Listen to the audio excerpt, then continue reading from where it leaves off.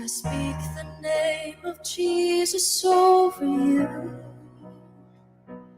In your hurting, in your sorrow, I will ask my God to move. I speak the name 'cause it's all that I can do. In desperation, I'll seek heaven and pray this for you. I pray for your healing, that circumstances would change. I pray that the fear inside would flee in Jesus' name. I pray that a breakthrough would happen today. I pray miracles over your life in Jesus' name, in Jesus' name.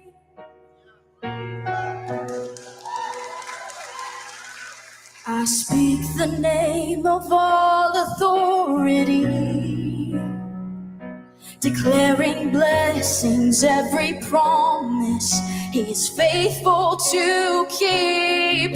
I speak the name no grave could ever hold. He is greater, He is stronger, He's the God of possible. I pray for your healing, that circumstances would change. I pray that the fear inside would flee in Jesus' name. I pray that a breakthrough would happen today. I pray miracles over your life in Jesus' name, in Jesus' name. Oh, come believe it, come receive it. Oh, the power of His Spirit is now forever yours. Come believe it, come receive it. In the mighty name of Jesus, all things are possible. I pray for your healing, that circumstances will change. I pray that the fear inside would flee in Jesus' name. I pray that a breakthrough would happen today.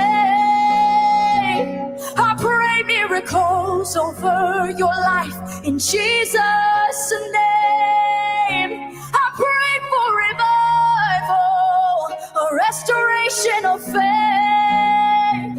I pray that the dead would come alive in Jesus' name, in Jesus' name.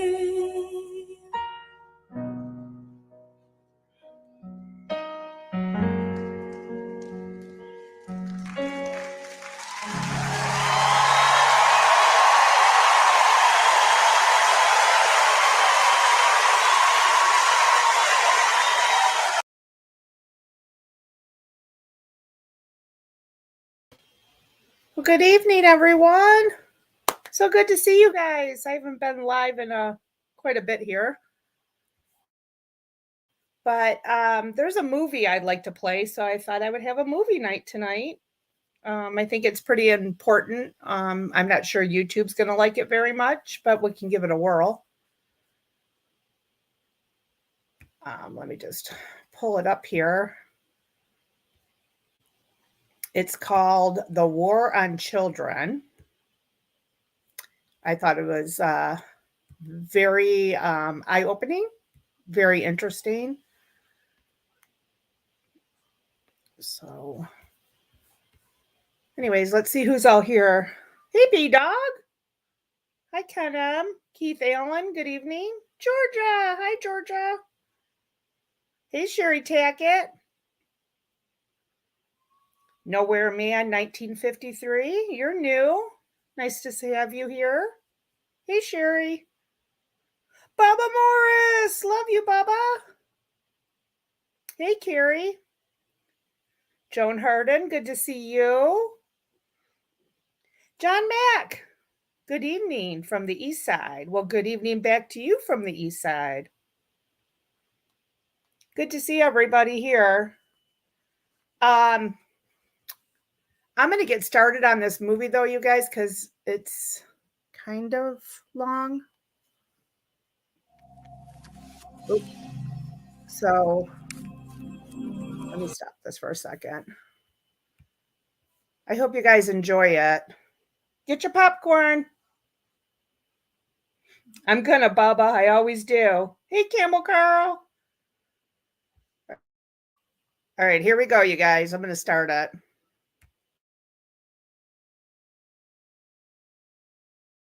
How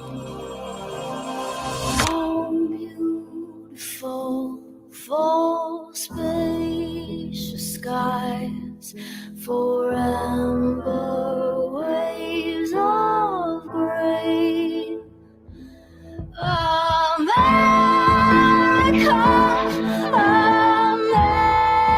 America, God shed His grace on thee. From sea to shining sea. Some say ignorance is bliss. If you prefer that ignorant bliss, then now's the time to turn the TV off, because you'll have no excuse left by the end of this to not take your rightful place as a warrior protecting and preparing the next generation.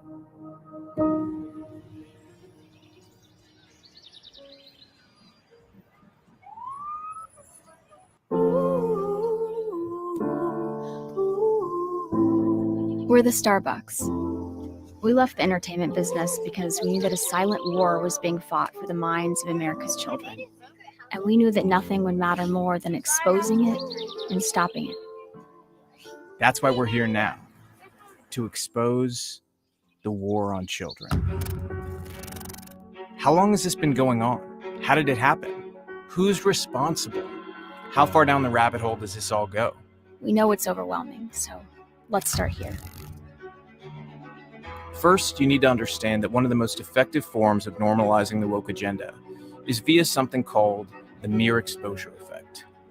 The mere exposure effect is a psychological phenomenon by which people tend to develop a preference for things or people that are more familiar to them than others. That means the more you show someone something, the more they start to like it or prefer it. This psychological mere exposure effect is the reason society is now flooded with imagery of what would have been considered fringe by most people only 10 years ago. I was a director in Hollywood for some of the biggest stars, so I speak from experience when I tell you that the mere exposure effect is how the media creates the reality we live in. Simply exposing the public to fringe concepts makes us normalize things that have never been considered normal before. This social engineering is how you make people see theories as facts, facts as theories, opinions as violence, silence as safety, and men as fully able to become women with the snap of their fingers. With the power of the mere exposure effect, you can make almost anyone believe anything with enough pressure and exposure. This makes it one of the most dangerous weapons that kids face today. For instance, you might be wondering why some politicians propose seemingly ludicrous bills, like the one in Michigan threatening people with 5 years in prison for misgendering someone.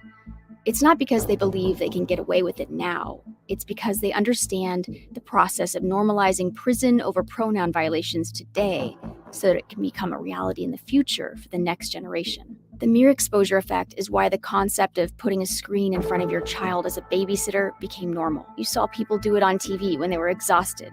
You saw it in commercials. You saw it on social media. And then finally, it was normal. The mere exposure effect is also why Hollywood is flooding children's shows with woke agendas and sexual content, while most parents aren't looking because they have a trust bond with the shows they watched as a kid. I'm Gonzarella. Calling me a she or a he doesn't feel right to me. Oh, I'm sorry, I used the wrong name and pronouns. Hey, Blue!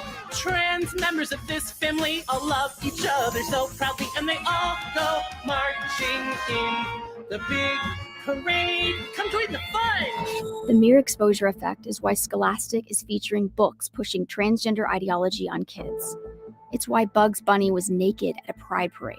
It's why kids are bombarded with pharmaceutical ads on nearly every TV station. It's why the White House is flying a trans flag at the center of their flag display, and it's why nearly every corporation and sports team on the planet feels the need to create a custom pride logo that they use every June. It's why the Washington Post ran a piece encouraging kids to see kink at pride parades, and the New York Times ran a film review lamenting that the new Little Mermaid didn't have enough kink for their liking. It's why Target is selling trans pride toddler onesies and tuck-it swimsuits, and it's why they did TV shows and magazine covers to normalize sex changes for kids, but never did a show or cover updating you that those kids no longer identify as the sex they pretended to be on those shows or covers. So why would corporations take part in this effort to destroy the fabric of reality as we know it? To find out, we sat down with Justin Danhoff. He's a Wall Street expert who's made it his mission to answer this question. So how did wokeness take over corporate America? It was a tripart takeover. It was bottom up, it was top down, and it was outside in. Top down, if you look at the banking industry, if you look at the past political affiliations of the board members, it's over 80% leaning to the left as opposed to the right. So there's no longer a balance at the top. What do I mean when I say bottom up? The same thing that's happening on college campus, we're now seeing on the corporate campuses, where conservatives, they keep their mouth shut. The woke employees, they feel very empowered because they now know the C-suite and the board agree with their woke positions. And then there's the outside in. When you talk about companies like BlackRock, State Street, and Vanguard, you know, they're probably your largest shareholder, and they're demanding you take certain actions. What is ESG and how is it used to push woke ideology? It is social change by changing business behavior, by changing culture. So I, for example, went to the shareholder meetings of Amazon, Facebook, and Google. At all three of those meetings, they announced that they were adopting affirmative action policies for their board in reaction to shareholder proposals. Jesse Jackson was at 2 of those 3 meetings applauding. Why are shareholder proposals important? That's one reason. But they also move the cultural needle. Fast forward 3 years. That's when Goldman Sachs announced that they were no longer going to finance any company's IPO unless they had at least 2 diverse board seats in the terms of affirmative action. That's when NASDAQ put a rule in place where they said they are going to delist you from the exchange if you don't have 2 diverse board spots. One for a woman, one for an underrepresented minority. Why is it that our kids today are faced with pride flags everywhere they go, no matter what, at every company? Now, to keep your perfect score on the Corporate Equality Index, you have to have 3 events each year that promote the LGBTQ+ community. So, you know, you've got your Super Bowl ads that have gotten crazy. There's one. You get your, flag up on all of your, social media and your website during Pride Month. You better find a third really quick before the year runs out, or you're going to lose your perfect score. What happens if a company steps out of line and they don't do those 3 things? They are tarred and feathered and shamed. As a consumer, as a mom, it feels like corporate America has given us all a giant middle finger. Are they banking on us going back to those same buying behaviors after these Balenciaga and Target boycotts are over? Yeah, they frankly are. Talking with Justin got us thinking. How well do we know where our money is going when we shop at Target or get our insurance from State Farm? We looked and found that Target has given over $2 million to GLSEN, an organization that promotes schools secretly transitioning children and undermining parents, while State Farm went the extra mile after their donation to GLSEN by partnering with an organization called Gender Cool. The program that they supported gave LGBTQ+ books to kids as young as 5 years old to introduce concepts about gender identity and transitioning to them. These companies aren't alone, though. A quick look at GLSEN's website displayed sponsorships from Hollister, Disney, PetSmart, Gucci, YouTube, New Balance, Hulu, Amazon, Calvin Klein, Nickelodeon, Walmart, and many more. GLSEN also supports pornographic books in schools and opposes the removal of them. GLSCN is only one of the nonprofits using funds donated by corporate America to fundamentally change the reality we live in. These are other groups that many corporations are giving money to without your knowledge. Even Walmart has funded drag shows and gender ideology for kids. Every once in a while, powerful people pull back the curtain to expose the plan. This video is one of those times. In Davos a couple of years ago, Vice President Biden met privately with those of us working behind the scenes, and he sat down with us and looked us in the eye, and he said, you companies can do what we government cannot and will never do. You have to change the world on this issue. We are committed to change the world for LGBTI inclusion around the world. How many companies have signed on to that now? 270. Our goal is to get many, many more, and then to work around the world. We're bigger than a lot of countries, so tremendous power. After talking to Justin, we still had questions. So we sat down with a former top executive at one of the largest ad agencies in the world, Deutsch. So I was chief creative officer at Deutsch. I was there for 8 years. And before that, I was 12 years at TBWA Chiat, which is the other probably biggest agency on the West Coast. What does diversity, equity, inclusion look like at a major ad agency? Diversity is conformity. Equity is unfairness. And inclusion means exclusion. Every ad is about advancing wokeness of some kind. We used to sit around and say, what does our agency stand for? What does this brand stand for? We're not asking that question anymore. We stand for diversity, equity, and inclusion, which is wokeism, just packaged up for corporations. Are they intentionally sexualizing our children and stealing their innocence? I think they're trying to introduce the radical gender theory, radical gender ideology to your child. They're using commercials and merchandise and what they're selling to get your kid to believe that. That is how advertising works. Over time, it's building equity, brand equity in your mind.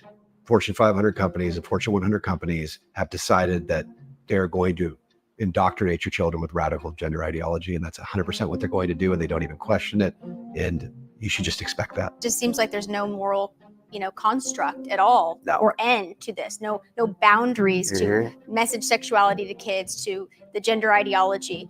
If we don't speak up, it's over real fast from here. I don't think it's going to take long now. So as long as they can protect their own kids from this insanity, they're perfectly okay with pushing it on unsuspecting children whose parents maybe aren't present. I think that's right. I think they feel at this point the incentives are greater to do that. What do you think parents out there should do to prevent this from hurting their kids? Basically, the thing I would tell parents is there's an all-out assault for the brains of your children, and it's coming through every form of media you can imagine. And if you don't know that, you're naive, and it's going to transform your child's mind, and it won't take long, unless you guard their mind. So what can you take away from this? Look at the examples set this year by conservative boycotts of Bud Light and Target. Those companies have lost over $40 billion since the start of those boycotts. Use your money as a weapon to fight back in the war on children. Go the extra mile to buy from companies or small businesses who aren't pushing woke agendas. This is key to reclaiming America, and it's a far smaller price to pay than our ancestors had to pay. Know what your kids are doing online and protect them from the harmful content before they see it. Talk to your kids about how advertisers and major corporations are using the mere exposure effect to change their values and beliefs. There's power in knowing, and often you'll see that they resent being manipulated like this by powerful entities. Knowledge is power, and a generation that seeks truth is a generation that can save America. Every parent needs to realize that what you've seen so far is only one part of the mere exposure effect that's been driving what can only be described as a far-left cultural revolution that's meant to destroy our country. But that's only part of the story. For the revolution to be successful, kids are the attack point. If this is a war on children, then what are the weapons being used? One of the most destructive weapons is social media. It's a weapon that communist dictators like Mao or Fidel Castro would have blushed over. With it, these powerful forces have the ability to censor what they don't want you to know and amplify what they want you to believe, while normalizing that social media alone will have the power to transform a generation.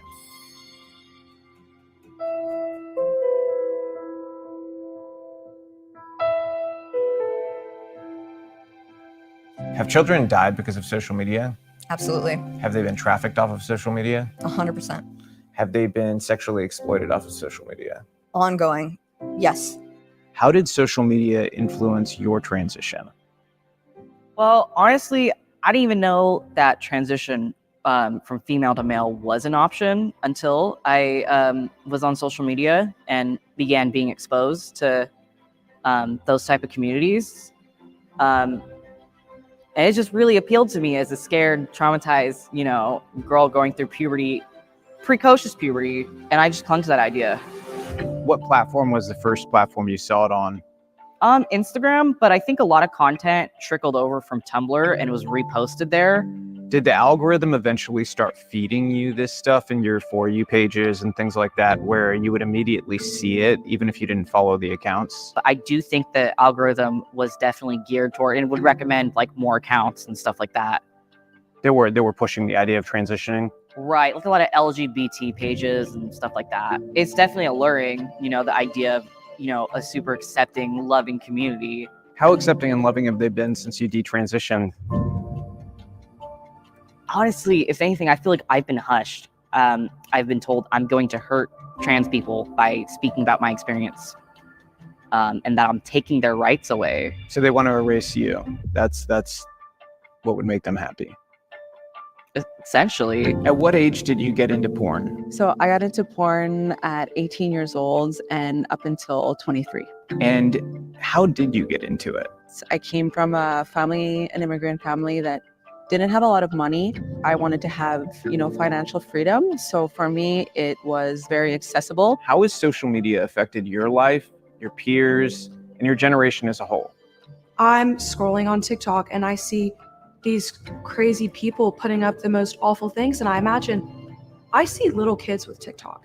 What are they looking at? I think that we have teenagers that grow up in society today and they feel heavily influenced. Now we're going to turn to the new warning from the Surgeon General this morning about growing concerns around social media and its impact on teens, and why he's calling on companies for rigorous health and safety standards. It really is influencing our generation in more of a negative way than a positive way, because people feel like they have to compete with these other people. I don't think a 10 or 11-year-old should have social media. A child is easily influenced. Social media addiction is a growing concern for many parents. In fact, according to Pew Research, 97% of U.S. teenagers go online every single day. Like, I'm young and I scroll through TikTok and I see all of these people who have jumped on the transgender bandwagon. Our generation is seeking affirmation constantly, and that feels good. And I think a lot of people our age don't even care whether that's a real person or not. Do you feel like you're fed explicit content, though, as a young person by these social media companies? Oh, definitely. Yes. 100%. I feel like it's allowing it easier to get to pornography. You see something, you can't always unsee it and stuff. So they're finding this identity in social media, in pornography, from the LGBTQ religion. There's a higher percentage of women that are addicted to pornography now. I know for myself, I've fallen victim to this type of thing. Sometimes I'll see a drag queen being so sexual and gross, and I'm like, what if the little kids who I babysit, who I see on their iPads, they're scrolling through TikTok, see that? People will get bullied if you don't have Instagram, if you don't have TikTok, if you don't have Snapchat, Twitter, whatever it may be. How's it affecting your friends? What have you seen from them in terms of even changing behavior? I saw the kids who I grew up with turn into these transgenders, and I would have to call them Z, Zem, Zer, or I got in trouble. But I've seen a steady year by year change in their patterns and their belief systems. A friend of mine who clicked on this site kept looking and ended up starting addiction to pornography. Kai Raychuk, the founder of Libs of TikTok, who for a very long time was anonymous. Nobody knew who you were. Let's talk about how you got here. It started during COVID time. There were all these TikTok videos going very viral on Twitter, and it was mainly just COVID themed. I saw a whole nother side to TikTok that went beyond the vaccine songs and the dancing nurses. And that was the LGBTQ activism on there. TikTok specifically is designed to target young people. That's who their audience is. When you got on TikTok, you downloaded it. How quickly were you serviced those videos on, trans content? Right away, almost immediately. It's the first thing that pops up. They feed you content about pronouns and about transgenderism and drag shows and all that kind of stuff. How do you see this when you watch these videos? What is at the root of it? Attention and mental illness. And what is being done by our government I don't see anything being done. Having young kids on social media is really, really dangerous. Does something need to be done, whether it's finding a way to segment and remove porn so that kids aren't exposed to it? Definitely. I think porn should definitely be restricted to 18 plus. I don't think kids should be able to access porn. Do you think that it's irresponsible or even unethical or wrong that social media companies invite children at age 12 and up to come onto their platforms knowing that there's pornography all over the platform and even predators that have access to kids? Absolutely. I feel like it is the responsibility of all these social media platforms to put an age limit. Again, if it would be me, it would be 18 years old. After that, we were curious. Would young people today give social media to their kids? So would you give your children social media? Absolutely not. Not at all. No. Absolutely not. Absolutely not. Definitely not when they're younger. I don't think under 18. I would not give it to any child under the age of 16. I would not allow my children to have social media. I would not let my kids have social media as well. I think that social media is not good for kids. Looking at this whole landscape from social media, the Chinese influence when it comes to TikTok and AI, do you feel like this is a war on children? I know it's a war on children. And not just from a malicious foreign adversary, but from adults in this country who are visiting very corrupt values on children, sexualizing them, and doing so in some ways for profit. I think we can all see that evidence of our eyes and our ears. Especially so on social media. Especially on social media. And maybe becoming a mom awakened me to this danger, and sort of the scales fell from my own eyes. But like they said, we're coming for your kids. Yeah. And they are. And they have.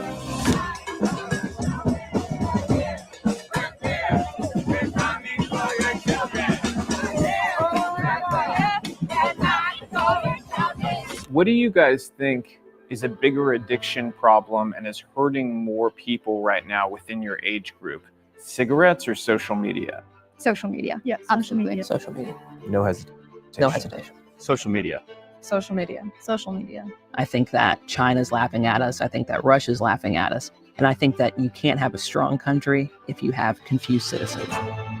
The honesty from these young people hit us hard. They seem to know that their generation's addicted and that social media is hurting their generation more than anything else. Their instinct already is to protect their young. But what are they protecting them from? Remember this. No matter what the powerful entities across the world try to tell you, what the media industrial complex tries to tell you, you are your child's greatest teacher. And they won't always like what you say, but keeping them safe from predators and exploitation is more important than them being upset for a little while. We have to prioritize our job as the greatest teachers and protectors. Embrace the outdoors, embrace family time, embrace connection and faith, embrace wonder, embrace curiosity with you as their guide.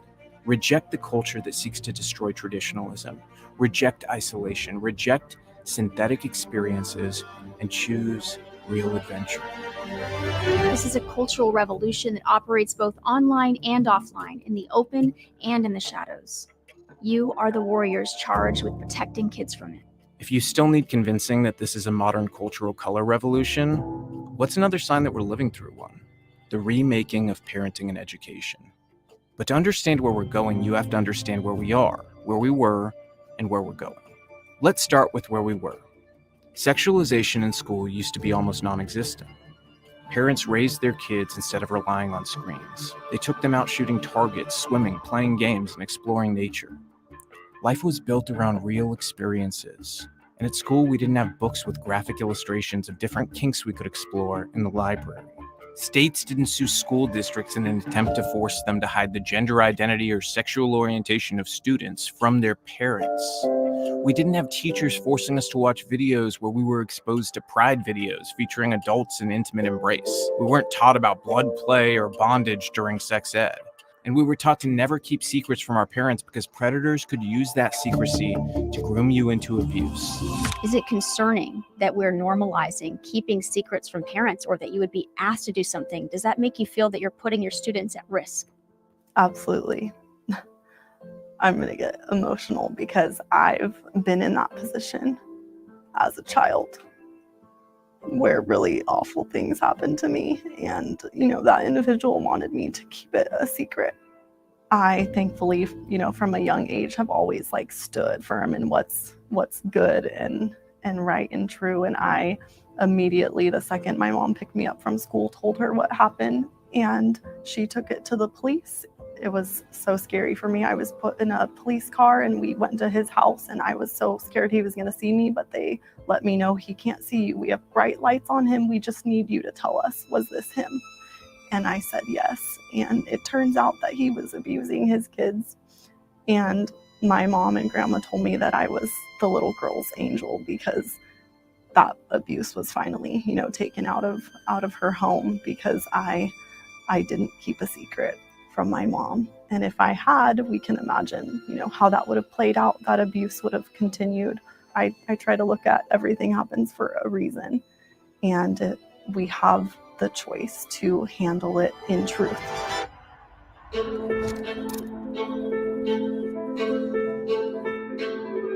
Comprehensive Sexual Education, or CSE, is the name of the sex ed most kids are getting today in public schools. But where does CSE originate? A woman named Mary Calderon, who believed that children are born sexual beings and that kids of all ages needed to learn about sex. CSE is this very broad umbrella kind of education and term to smuggle or sneak in all of the priorities of progressivism. So, gender spectrums, transgenderism, abortion. So where does sex ed come from? Where does the kooky obsession with pushing porn on kids? We might go back to Alfred Kinsey, who in the late 1930s and early 1940s starts to parrot this belief about the sexuality of children. But the first director of the World Health Organization was named G. Brock Chisholm. And in 1945, G. Brock Chisholm goes to DC and gives 3 lectures on sex ed. And he says, quote, "We have to eradicate the concept of right and wrong." Well, one of the senior chief administrators at the World Health Organization at the time was named Frank Calderon, was going around the country bringing the Las Vegas burlesque and putting on sexual titillating public performances for people in the 1940s. Frank Calderon was married to Mary Calderon, who left Planned Parenthood as Planned Parenthood's medical director in 1964 to found the Sexuality Information Education Council of the United States, SIECUS, which today is the major primary group at the helm of creating, promulgating, and raising up the next generation of teachers to integrate comprehensive sexuality education into America's public schools. Founding members of SIECUS had said that that children were sexual from birth and that we had to affirm the strong sexuality of the newborn. The seed money to found SIECUS came from Hugh Hefner and Penthouse. The history behind this is far darker than most Americans understand. Mary's dead now, but her work is very much alive in SIECUS, and it's influencing sex education in America more than anything else. SIECUS advocates now for sex change surgeries. SIECUS also partnered with a group called B-Vibe that sells bondage accessories and bondage teddy bears that kids might be drawn to. What about the books in school? Readers are leaders, right? If you've engaged in the subject of books online, then there's a good chance you've seen comments like these.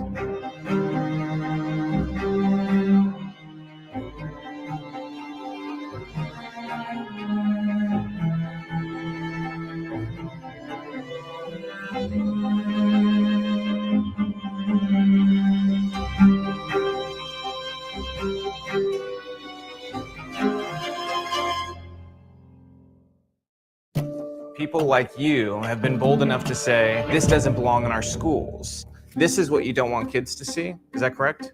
Exactly. And why is that? Why do you think this is inappropriate for children? That is grooming, but it's also a form of mental rape. You don't think that this is empowering or inclusive in any way when they talk about eating their own bodily fluids from sexual functions? That's not something that you think is empowering or inclusive for our children? You know, I'm filled with righteous indignation. We have people in this country, they will go to any extent to push their level of normalcy, which is really abnormal. It's abnormal to put that level of content in front of a child in the name of making sure that a gay boy or lesbian girl can feel good at school. What educational benefit will a child learn from even thinking about the idea of ingesting their own body fluid? These are celebrated books by the largest association for librarians in America. So parents need to understand that. So if you've ever heard this idea that there's just no pornographic books in our schools, I think we proved that wrong today. And we're not into banning textbooks. We want to ban filth. I had a really hard experience with these books that I was reading from freshman year to sophomore year, and even in 8th grade. There was books about masturbation and books about rape. And I'm a teenage girl and I'm reading this, and it's horrifying. It made me uncomfortable. We want to ban pornography, and we want to expose children to wholesome literature. We're each busting a load into this bottle. If you don't come, you have to drink it. Ha ha ha. Give me that. I'll show you how to do it. It comes with illustrations. This one is called Flamer, okay? Every one of these books can be found that we're showing today in a school library in America. And again, this is depicting children. This is supposed to be kids. People in the Democratic Party who say there are no pornographic books in our schools. What would you tell them? I would say that they have reprobate minds and that their conscience has been seared with a hot iron. I think in many ways the adults had to become desensitized first to be willing to subject children to this type of content. What happened to society where we've all been groomed to now think that there's some sort of subjective interpretation of a blowjob or anal sex tutorial showing that to minor children? Oftentimes we hear about mama bears speaking up at school boards and addressing these issues. I'm trying to call forth the papa bears, men.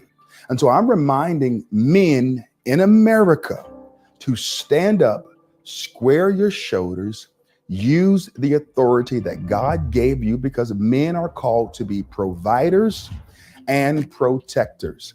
But today, our men in the culture, our pastors in the culture are not engaging the intruders. The enemy has not crept around the back door.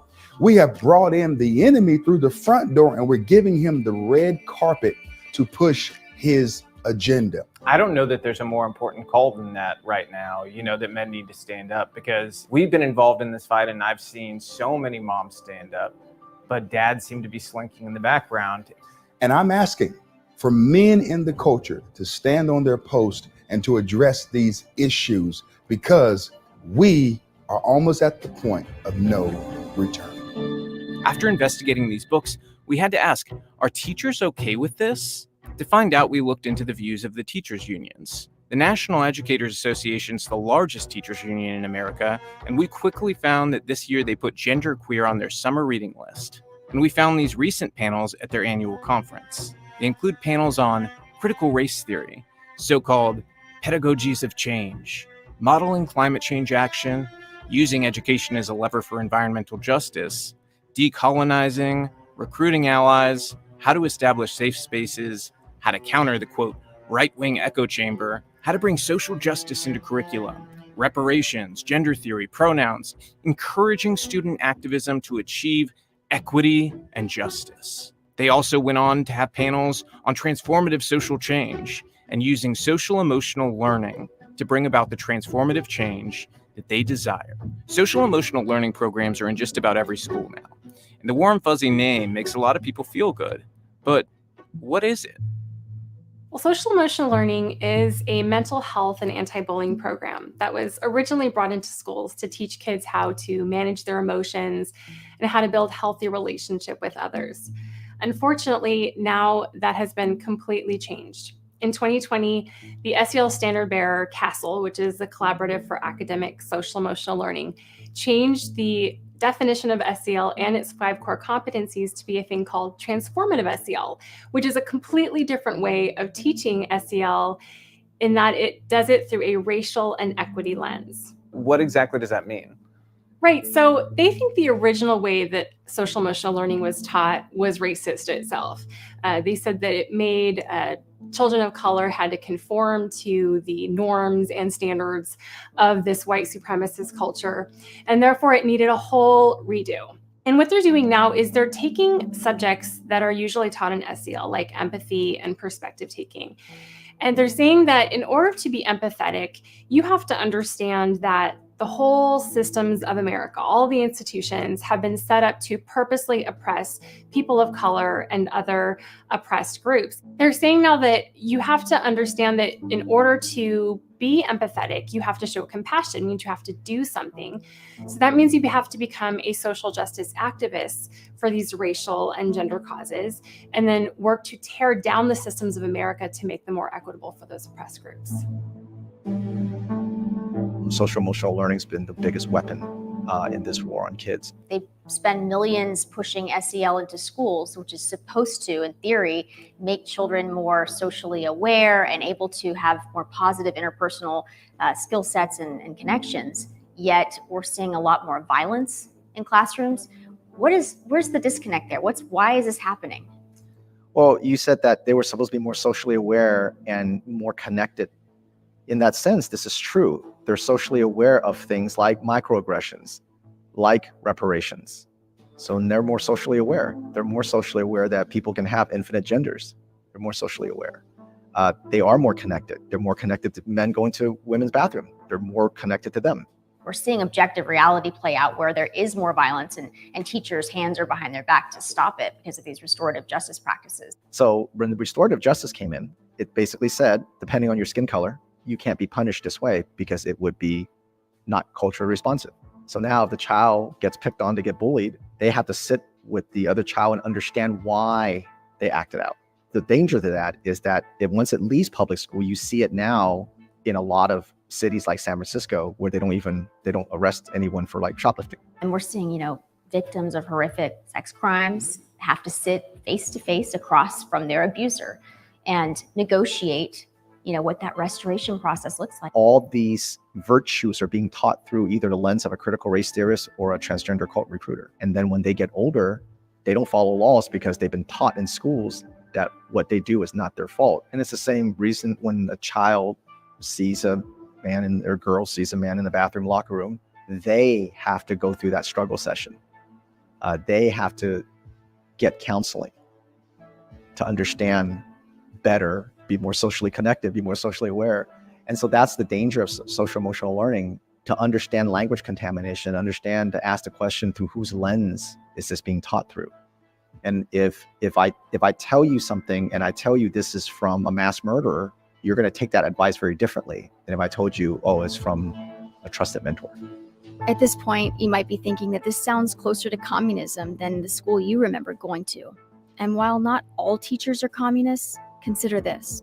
In Colorado, the teachers union representing 40,000 teachers voted this year to disavow capitalism entirely.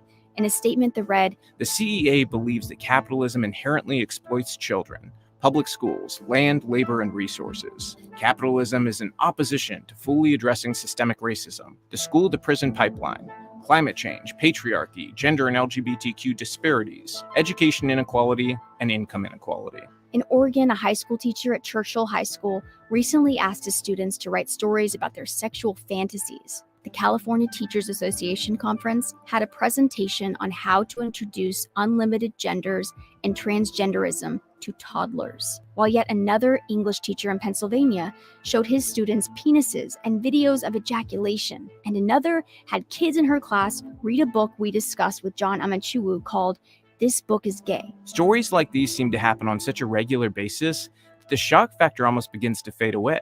And all of this is happening as Democrats and the Biden administration create hundreds of millions in funding for something called, quote, community schools. Those are schools that provide healthcare in addition to the regular curriculum. Like social emotional learning, that might sound nice at first glance, but it really means that your child can receive sexually oriented care or counseling that you aren't told about. And then we have teachers going on national TV to say that parents don't have rights once they send their kids to public school. But allowing movies such as this assist teachers in opening a door for conversations that have no place in our classrooms. That just shows me that she's ignorant and has not come and volunteered at all, because these conversations, these doors, they're open. These students have one-to-one devices. The amount of things that they're able to pull up that we have to shut down, these conversations, these doors that she's talking about, that's telling me I'm stripping her rights as a parent, those rights are gone when your child's in the public school system. Activist teachers like this used to pretend that CRT didn't exist in schools, but now they're the first to tell you how important DEI and CRT are in education. This is why when we're talking about, let's say, critical race theory in school, people go, they're not teaching critical race theory. It's actually much worse. When a child walks into a K through 12 today, they're not learning about critical race theory. They're learning how to behave and act and think and make decisions like a critical race theorist. And that means that America is oppressive, America is racist, your skin color determines your success, and so on and so forth. That's why we should call them state schools. These are government-run schools. Yes. These are not public schools. Right. They're run by the government, who is ruled by an authoritarian left-wing party. That's right. And so that's why when you walk into a public school today, it's a discipleship. It's not even a academic brainwashing. It's an emotional brainwashing. So it's truly a discipleship. And that's why these kids, they behave like missionaries because they're trained like one. And that's so whatever their social contagion they want the child to regurgitate, that's their mission. And so anything, whether it be climate changeism, whether it be gun control, abortion, anything, whether you have one opinion on this or not, they're teaching children in schools only one way. And that's how that's that critical consciousness that underpins a lot of the critical race theory. And transgenderism is just one of the ways. It's not a separate thing. It's just one branch, and it's an effective branch because it sexualizes kids, and obviously it destroys them, and that creates very useful angry soldiers. So we wondered, do DEI or CRT make John Amanchuwu feel included as a black man in America?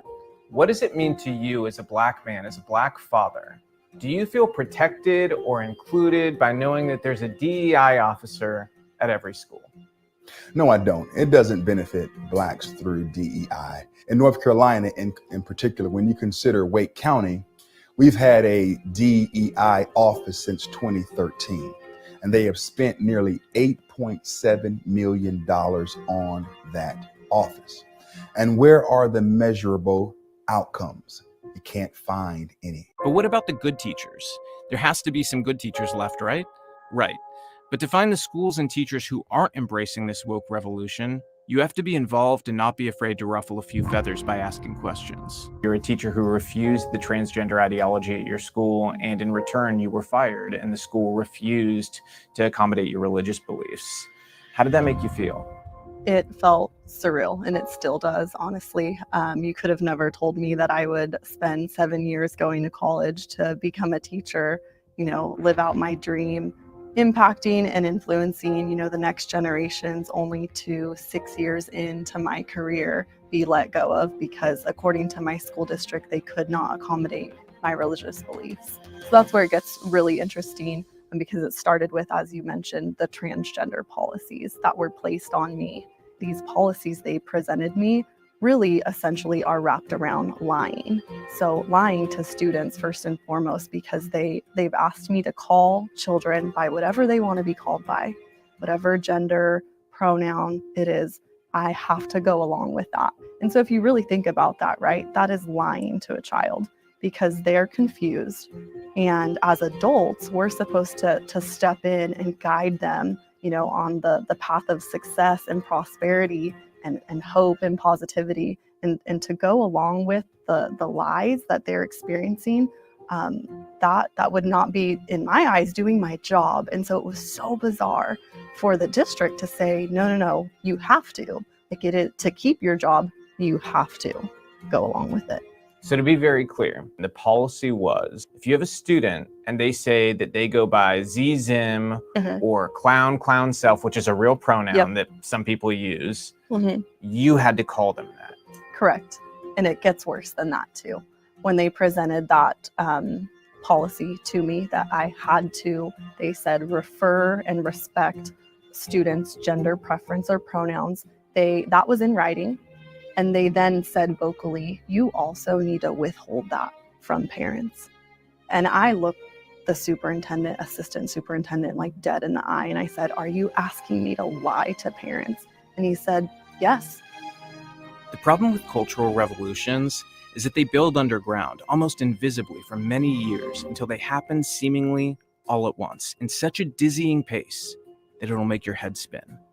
And while they're all different, every destructive cultural revolution has a few things in common. One is separating parents from their children. This even happened to my family in Cuba, where they survived a communist revolution. Kids in state schools were reported for reporting on their family members. Not dissimilar from how some were asked to report on their families during COVID if they broke COVID guidelines. And if you think you're automatically safe in private schools, think again. So if a parent says, I want to get away from this craziness in the public schools, they send their kid to private school, their kid is safe now, correct? Unfortunately, no. I think it used to be that simple, but today, unfortunately, it's not. And so most private schools are under the umbrella of the NAIS, which stands for the National Association of Independent Schools. Just because you send a child to private school, it doesn't mean that they're automatically safe at all. So there's really two reasons for that. Number one, the NAIS, they have these decrees that they come down and say, you have to follow these. Now, does every private school follow it to the T? No, but a lot of private schools do. NAIS is an organization thousands of private schools in America associate with. And it's at the forefront of pushing this far-left ideology. They even make recommendations that they stop using terms like boys and girls in favor of gender-neutral terms like students. And at their annual People of Color conference, they had panels called White Boys Behaving Badly and another panel called No More White Tears. Suffice to say that if your child is in a private school, ask that school about their association with NAIS. Besides the NAIS, they're still largely using the same pool of teachers. So just because a teacher goes to a private school, they're still being trained under the same colleges that indoctrinate the teachers. Parents are trying to find a path of least resistance. What's the least I can do to get my children an education? This movement of separating children, of creating a revolutionist, is everywhere. It's in cereal boxes, is on YouTube Shorts and YouTube Kids and Instagram stories and private schools and public schools and in Barnes and Nobles and everywhere. And so you can't, as a parent, ever say my child is good, because you need to have your hands in everything that they do. The key to regime change and revolutions is to separate children from their parents. Bad actors are working to do this now through various means. One of those is gender ideology.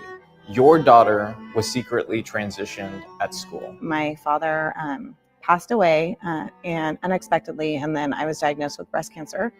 So my daughter was in 5th grade at the time and was distraught over some of our family dynamics. Reached out to a guidance counselor and told her that she thought she was a boy. That guidance counselor immediately walked her after that meeting back to class and asked her if she wanted to be called her boy name and boy pronouns at school, and went ahead with that transition without me knowing. There's a policy in place right now that if your child identifies as a transgender and they just have to say that they're not ready to tell their family, that the school can transition them without your knowledge. This policy has to do with children as young as 5 all the way through high school. A 5-year-old can be transitioned at school without parents ever being notified in the state of California. Yep, all the child has to say is that they aren't ready for their family to know. And it's all in the name of the child's right to privacy. Well, if they're able to consent to something as serious as changing their sex without their parents knowing, wouldn't the next natural step be people saying, oh, they can consent to sex with adults then? To me, that sounds crazy, but also what's going on when it originally happened, I felt was crazy. And that's why I worked my way up within the district saying, how could you allow this with my child? When summer hit and she was removed from that environment and she wasn't around that counselor and that school, she immediately went back to wanting to be a girl. As she came to me after a couple months and said, Mom, what happened to me at school was just so wrong. I just feel like it was really fast and I really didn't understand what being trans really meant. This agenda has been more successful than some realize. The CDC's most recent report on youth found that a record 25% of high school students identify as something other than straight. That's an over 600% increase from the 2.8% of baby boomers who identify as LGBTQ. Pro-mutilation activists have said this is because of increased acceptance, but we found that this is a number not replicated anywhere else in the world. Something else is happening, and that something else is a social contagion. A social contagion is the spread of emotions or behaviors from one individual to another, sometimes without awareness. Social contagion processes become problematic when they lead to spades of self-injurious behaviors. That sounds an awful lot like what's happening when TikTok feeds you videos about transgender ideology and you start to question your own gender. The attack on identity becomes even clearer when you see a mom describe how they knew their kid was trans based on their green vegetable eating habits. The pattern of everything that he had experienced as a child, including eating green vegetables because that boosts testosterone, were just methods of his body trying to become who he was meant to be. You see, successful countries, a lot like successful people, have a track record of certain traits, like strength, resilience, outside-the-box thinking, and confidence. One key ingredient of confidence is identity, knowing who you are. If you want to shake the confidence of a person or a country, you must create an identity crisis. It might seem to many like this ideology with pronouns as crazy as clown and clown self sprang up overnight, but in reality, the groundwork was laid many years before by John Money and Alfred Kinsey. Money tried his theories first on twin boys, who he experimented on. One brother was mutilated and raised as a girl, but he never felt like one. Despite pretending this was a success, both brothers ended up committing suicide. At this point, I doubt it'll shock you to find out that Hugh Hefner and Playboy were key parts of Kinsey's plan to sexualize our country. If Kinsey is the bridge and his science is the bridge to the law to change the laws, well, then Hugh Hefner was the bridge from Kinsey to culture. Alfred Kinsey actually met Hugh Hefner when he was in college. And Hugh Hefner was a virgin at the time. And he revolutionizes Hugh Hefner into the playboy that he would become. Hugh Hefner would say things like fornicate early, fornicate often, and fornicate everywhere. So what's the motto of Playboy? Bunny. Yeah. And what do bunnies do? They hump. And what is Hugh Hefner's bunny wearing? A bow tie. Every photo of Alfred Kinsey, he is wearing a tweed suit and a bow tie. And by the way, Kinsey built his public appearance with this lie that he was a happily married man, a heterosexual, and faithful to his wife. His biographer would later admit that Kinsey was a sadomasochist, homosexual, sexual deviant pedophile.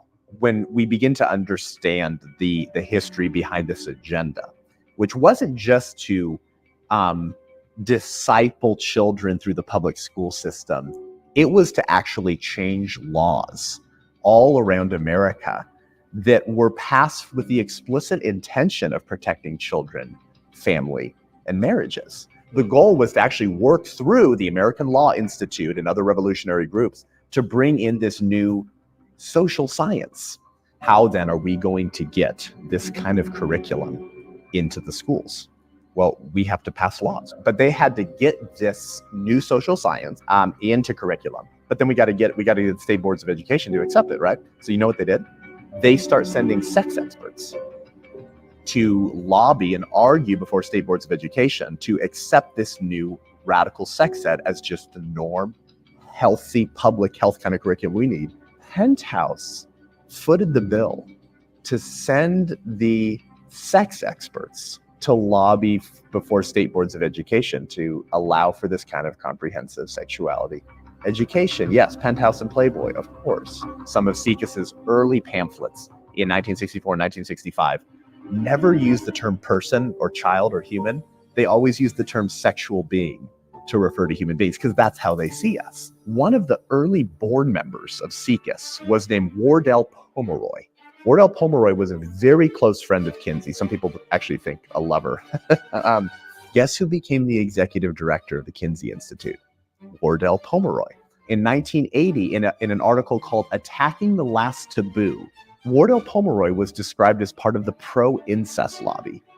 And in this interview with Time Magazine, he says, incest between children and adults can sometimes be beneficial, and it need not be a sign of mental illness. That was said by the executive director of the Kinsey Institute and one of the first board members. The primary problem with Kinsey was that his entire social science and science on sex was based off of lies. So his book, published in 1948, was called Sexuality and the Human Male. Then in 1958, he publishes Sexuality and the Human Female, which is the same year that Playboy is launched by Hugh Hefner. And he claims that most American men, about 90% of American men, are not faithful to their wives. Most of them have homosexual tendencies and engage in homosexual sex. You read his numbers and his predictions in his books, and you're like, where does this come from? Well, what he had done is he had gone into the prisons and he had interviewed rapists and pedophiles serving life sentences, guys. And so he went into the prisons and he actually interviewed pedophiles. And so he asked them about their sexual experiences with children, guys. That's what he does. And so Table 34, this is the kind of the infamous table in his book, Sexuality and the Human Male. It documents the rape of children as young as about 18 months old and as old as about 10 or 11. With how many orgasms the children had over a 24-hour period, timed with a stopwatch. And Kinsey believed that even if these children were writhing, screaming, and moaning in pain, that was just proof that they were taking pleasure from this sexual act being done on them. Is there an agenda to normalize pedophilic behavior? And so when you look at Kinsey, when you look at his obsession with incest and with the sexuality of children, it's hard to not believe that the agenda was not to normalize eventually any form of sexual behavior. Queer theory is also why you might see activists using terms woman with a Y or woman with an X. Those aren't typos. Those are to remove the word men from women. Another sliver of reality they seek to destroy. Couple the vile beliefs of John Money, Alfred Kinsey, and queer theory with TikTok and our social contagion of identity confusion among youth is what you get. In some pockets of the country, this social contagion is even clearer, like California's Davis Joint Unified School District, where students self-identify as transgender 4.3 times the national average. Would you guys say that people who are identifying as all these things are being treated better? Well, they're getting affirmed by culture, and culture is the big elephant in the room because it's like everything is affected by culture. And so if culture affirms it, that means you're universally accepted. What happens is they come from these environments that they don't feel valued, they don't feel loved. So what happens is they get this admiration from people around them, and these people around them encourage them to continue doing what they do, and then they get too deep and they value the affection and the attention that they get because they so want it, but they have never gotten it before. Absolutely. That's why they gave Mr. Thomas, William Thomas, the trophy rather than Riley Gaines. Yeah, that's one of the best examples you could use. Exactly. Well, at this private school, the teachers would favor these kids who were going through this, and they would give them extra attention. Like after class, more attention towards them. They're just like worshiping these kids, and that makes them feel good, and that makes them want to continue to do it and make it worse, put it out there more, and indoctrinate other people, their friends, their family, into this ideology. California's 2020 to 2021 main report of the California Healthy Kids Survey also found that kids who identify as non-binary self-report far more mental illness than other kids do, including chronic depression and suicidal ideation. If you think kids can't be influenced by a litany of algorithms on TikTok, then you're not familiar with a famous psychological experiment conducted by a man named Robert Kleck. He was a psychologist at Dartmouth University. In the experiment, they put a fake scar on people's faces who were going into a room with other people. But right before they went in to mingle with the crowd, the makeup artist made what the subject thought was a touch-up to make the scar more visible. But in reality, they removed it before they entered the room. At the end, they were asked if they were discriminated against over their scar. Nearly all of them reported that they were discriminated against. They were confident that their scar was being stared at or that people made rude comments. They felt that way after only one impression, seeing the scar on their face via a small pocket mirror. Now imagine how sure a teen feels about their identity confusion if they're fed a steady stream of videos on the TikTok algorithm about transitioning. At least the social contagions when we were kids didn't hurt you long term. Maybe you had a weird haircut, a piercing, or a very unique style, but you outgrew it. You can't outgrow a double mastectomy, though. If you watch the news, you've probably heard politicians and pundits saying things like this. Transgender children are not having surgeries. That's really important to say. In his tweet, he talked about stopping surgeries for people under 18, which is not a thing. That is not a thing that happens. There is misinformation presented that somehow that we're doing surgery on minors or even children, and that simply is not true. So Layla Jane, how old were you when they gave you a double mastectomy? It was a month after my 13th birthday. How long was the process before that with the doctors to prepare you for this? I initially started seeing doctors for my gender dysphoria when I was 12. So it was within that time frame, within a year. What age were you when they put you on puberty blockers? I was 12 years old. 12 years old, doctors gave you a drug called Lupron. This drug has been used to chemically castrate sex offenders, pedophiles in prison, but they prescribed it to you to stop your hormones. Is that correct? Correct.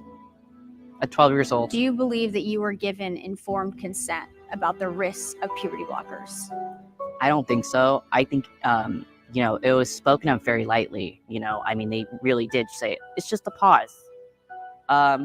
There were some slight concerns about my bone development, but they just told me to take some vitamin D. That's it. That's the only thing they were concerned about while giving you a chemical castration drug that they give to pedophiles that isn't actually designed or made to stop your puberty. It's not even approved for that. They're just playing, doctor. They're doing science experiments on little kids. At that age, we're still very much a kid, right? Right. I was really naive. I didn't have an understanding of the world. I wasn't even in high school yet. It'll never leave my mind how Layla looked when she walked in the room with us. She was a damaged young girl. Her anxiety was palpable. Before she ever said a word, my heart sank as I wondered how a doctor could ever operate on such a vulnerable child. They took an oath to do no harm. How? And then it hit me. We have a daughter older than Layla was when the doctors did this to her. The other side says to listen to trans people. Well, Layla did identify as trans. Then when you were experiencing the gender dysphoric feelings, was there any inquiry as to what that root cause might be? Or was there just, seemingly this shift laser focused on the gender transition? Definitely. There was definitely a shift. And they really kind of ignored my comorbid mental health issues like anxiety and whatnot. I remember one of my doctors said that if I transition, my anxiety and my mental health would get better. Did the doctors warn you at all about potential side effects from a double mastectomy? Like seriously warn you about the long-term consequences of a dangerous surgery like that? Really, the main thing was they told me, and this is what the words they used, they told me I wouldn't be able to chest feed. I might have some slight cosmetic, they called it dog ears, is like the term. I think it's like when the scars sag. But that's really all they warned me about. Like when I was in the healing phase, the first year or so, the nerves kept reconnecting over my scar tissue and it was just excruciating. And were any of those regressive gender stereotypes used as a, factor of, you might like this color or this clothing, so therefore you should, transition? I was a bit tomboyish as a kid. Like I used to love Hot Wheels and I used to follow my dad around the garage and stuff like that. I wasn't big on dolls and I definitely was like, you know what? Makes sense. I kind of latched onto that as more proof that I was trans. Can you speak a little bit to your experience and how that pressure affected your body image, your self-perception, and your idea of what it means to be a woman? Yeah, around the time I fell into all this, like now it's like in to be like curvy and whatnot, but back then it was the thigh gap. And I didn't have that build. And Were there some, like body issues as far as like eating disorders or anything that played a role that maybe then turned into that more gender dysphoric symptomology? Yeah, definitely. I definitely had some issues with, my relationship with food and my body and whatnot that just went completely unresolved. And they got really bad after I had top surgery, and I need something else, I guess, for my brain to focus all the negative energy on myself. Is there a difference between somebody who's anorexic or bulimic going to a doctor and requesting liposuction, and a child going to a doctor and requesting to have their healthy body parts chopped off? Lately I'm having a harder time seeing the difference, especially if they would have gave me liposuction, I would have done it. That's very important you said that. Admitting that you would have gotten liposuction if they would have allowed it, that tells us that you couldn't have possibly consented to anything else. Do you feel like you had informed consent? No, I mean, even the way they watered down their wording and called it top surgery instead of a double mastectomy. And there's just a lot of information that I didn't know about, like my own anatomy. Because mind you, I was so young, I hadn't taken a sex ed class. I hadn't even seen like diagrams. I think the biggest thing that they left out that I still deal with sometimes is the nerve damage on my scars and my chest.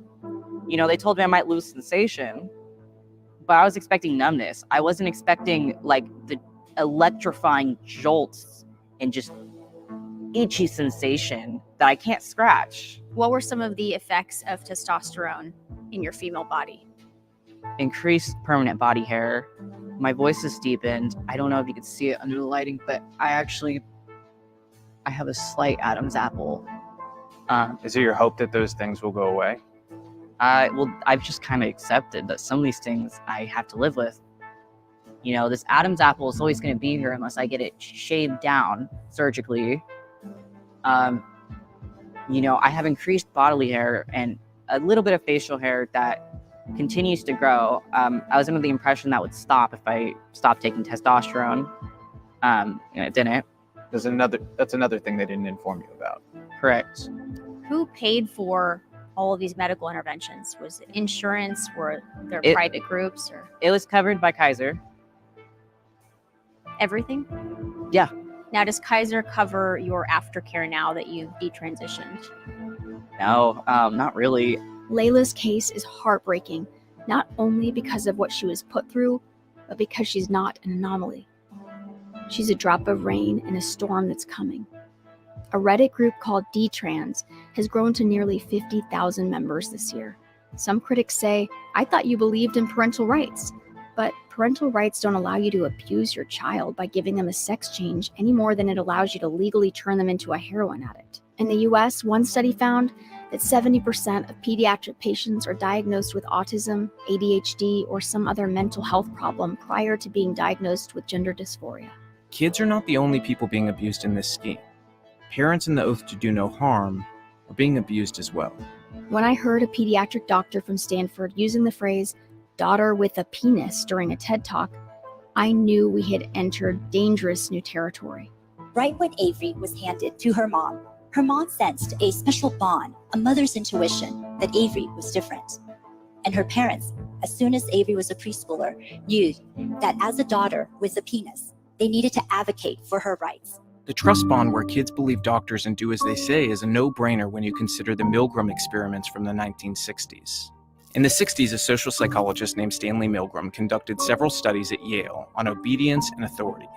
Milgram wanted to know why people do evil things. In his book, Obedience to Authority, Stanley mused that most evil acts are committed by normal people who blindly obey authority. Basically, he believed that most people would stray from basic morality if someone in authority told them to. And he was right.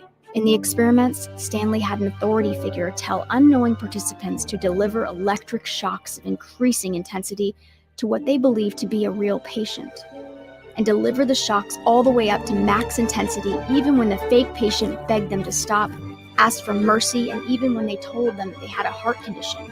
So when a doctor tells a confused child that they are in fact born in the wrong body by immediately affirming gender dysphoria, they are in effect the supervisor telling the child to turn the electric shocks all the way up. What are some of the more egregious programs that our taxpayer dollars are funding that harm children? I think it's mainly through the schools. My concern is really about kids who aren't ready to make this decision. People say, "Oh, you're a libertarian. What are you getting involved with this, the bedroom and all that?" And I was like, I don't care what adults do in the bedroom, but I do care, if they have to tell my children about it. Why are they involved with this? Has to be something they need to tell the children in elementary school. They've got to tell them at the library. They've got to tell them in all these public venues. 10 years ago, do you think anybody, I don't remember any conservatives complaining about a drag show for adults. There are adult places that you can go around town. Bars have ages. We've always had sort of this idea of adults can make decisions, and we may not approve of other people's decisions, but for the most part, we're like, live and let live, leave people alone. But with kids, there is an obligation. For example, if a child is being abused at home, even by the parents, physically or otherwise, the state has an obligation to go in and rescue that child. I think it's the same here, but it's the opposite. The government's funding the schools, and then the schools are saying, "Oh, we're not going to tell the parents. We're going to change the kids' clothes, call them by another name, encourage counselors." Ultimately, we're going to talk about, are they going to give the counselors going to give them medication there at school without their parents' permission? I think we're leading towards an absurd and horrific time, and there already are these cases. Parents taking their kids to California. Your 13-year-old's going to have irreversible surgery, and the father doesn't want it. And they're calling the father somehow a hater, and the father has no rights over the child now. This is leading to a time in which there's going to be war between families, war in our culture. This is a bad time, and I never thought we'd get there in our lifetime. That this is where we've come. Can you tell us the answer, since Dr. Rachel Levine, can a child consent to these transgender surgeries? It's a question that's been going on for a long time. What's the age of adulthood? When can children make decisions about their medical care? We always had, and it was pretty much decided. I've worked as an emergency room doctor. If kids came in even with a small laceration, we would begin cleaning it up, but we wouldn't sew it up, even a small little incision, till the mom or dad got there. In Oregon, your kid can transition at 13 and have parts of their body removed, but can't get a tattoo without their parents' permission. It's kind of sort of absurd. And it's sort of the opposite of what you hear from the media. From the media, you hear all these kids are being bullied, and they're going to commit suicide because they're being bullied. I think it's the opposite. I think they're being encouraged. They're being affirmed. Everybody's saying, "We're so proud of you." If you go, or someone advises you go to a gender dysphoria clinic, I guess they don't even call it dysphoria, gender affirming clinic, where they want to call it. When you get there, there's nobody giving you the other side of the story. The only people who work in these clinics are people who have either had the surgery themselves or are huge advocates for this. It's a one-sided process. What can you do? Speak up. That's what every abuse survivor we've talked to has asked you to do. Conversations are going to be uncomfortable. You may lose a friend or a client, but speaking up is how this ends. Some may even ask you, "Why do you care? These aren't your kids. Let them do what they want." But this line of thinking ignores the reality that our kids are going to have to grow up alongside these issues, and sometimes inside a locker room with them.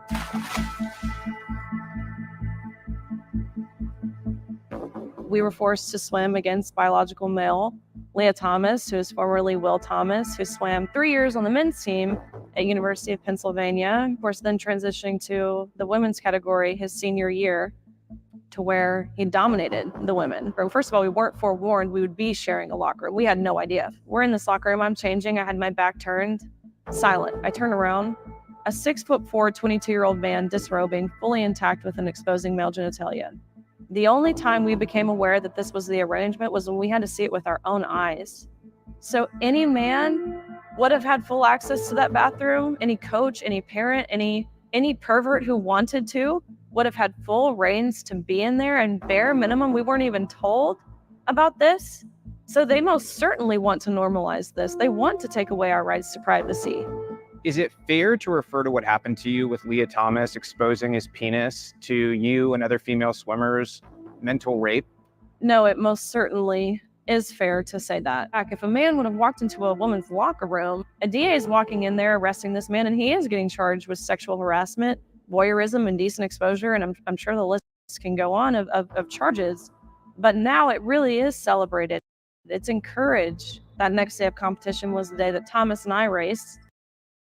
And almost impossibly enough, it resulted in a tie. We get out, we go behind the awards podium where the NCAA official looks at both Thomas and myself and says, "Great job, but you guys tied. And we only have one trophy. We're going to give Leah the trophy because Leah has to have it for pictures." That's when I was no longer willing to lie. And that's when I ultimately took this public stance and acknowledging how it's harmful to women, not just female athletes, to women. Leah Thomas was nominated for NCAA Woman of the Year. That's how they honored Thomas for taking away our rights to our privacy, for taking away our scholarships, our spots on that podium, our dignity. This award was devalued to me. It was meaningless. I didn't want this award. They're encouraging men to go into women's locker rooms and for others to be complicit in the process. Average people like us, we look at what happened and we go, Riley won. You know, no normal person is going, Leah won. I think what's really worse is the situation happening in the locker room, because this is sexual assault, and instead of treating it like sexual assault, we've got a group of people in our country who are running a large majority of our country who are actually more likely to charge someone like you with a hate crime for saying something about it than they are to go after the man who's exposing themselves. When they can't win this argument or get confronted with victims of their ideology, they often turn to something Marxist revolutionaries have always turned to: old-fashioned lying. That's why they try to claim these surgeries don't exist, despite mountains of evidence that they're happening at record rates. And it's why you'll hear people pretending that there's no competitive advantage for men or boys playing sports against actual women. Women, You and don't some that are believe short. that a biological male has a physical advantage in sports over a biological female? Not as a definitive statement. How many female members of the NBA do you see? Well, I can say that, you know, there's been this news article about men that think that they could beat Serena Williams in tennis, right? That they think that they could actually score a point on her. And it's just not the case. She is stronger than James, that. what's your experience been? Male, female? Both Serena and Venus lost to the 203rd ranked male tennis player, which they're phenoms for women. My experience, my husband, he swam at University of Kentucky as well. In terms of accolades and in terms of national ranking, I was a much better swimmer than him. He could kick my butt any day of the week. Oh, that's it. How you feeling right now? I'm feeling excellent. That was sweet, huh? Did you like that? Every woman in this tournament better look out. I'm freaking coming. So why are there no cases of females like you deciding that they're a man and coming to compete against men my size? You know, why isn't that happening? This is only happening one way. Women don't want to go into men's restrooms. All of these stories, it's only contributing to the erasure of women. This is actually a point that I think is so important. In regards to that NCAA championship, we had another swimmer from Yale who was a female transitioning to male, finishes dead last every time. The only male swimmer that Isaac beat was a male swimmer with one arm. And it's because Isaac would have never and will never be able to compete against the men at that same level. This is the fastest meet in the world. And it goes back to the question of why isn't this happening the other way around? And it's because there's only something to gain from men being in women's facilities, bathrooms, prisons, sororities, locker rooms, sports. Peyton McNabb, the volleyball player from North Carolina who was spiked in the face by a male. Still to this day, she's partially paralyzed on her right side. She has vision impairment. She can't play college sports now. She has to have special accommodations at school for testing because she can't retain information like she could before the hit.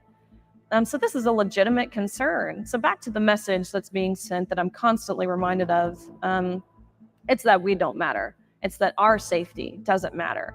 What matters to the NCAA, to the people leading this country, whether that's the state level, the federal level, all of these different sport governing bodies, what matters to them is the feelings of a male, not our feelings, not any of our success or sacrifices, as you mentioned. That doesn't matter. And that's the message that they're sending. The mental rape of Riley Gaines and other girls like her is only possible because of silent accomplices who refuse to speak up about these issues. So today, does a girl have a right to a space where for her to undress without men staring at her or without her having to look at male genitalia?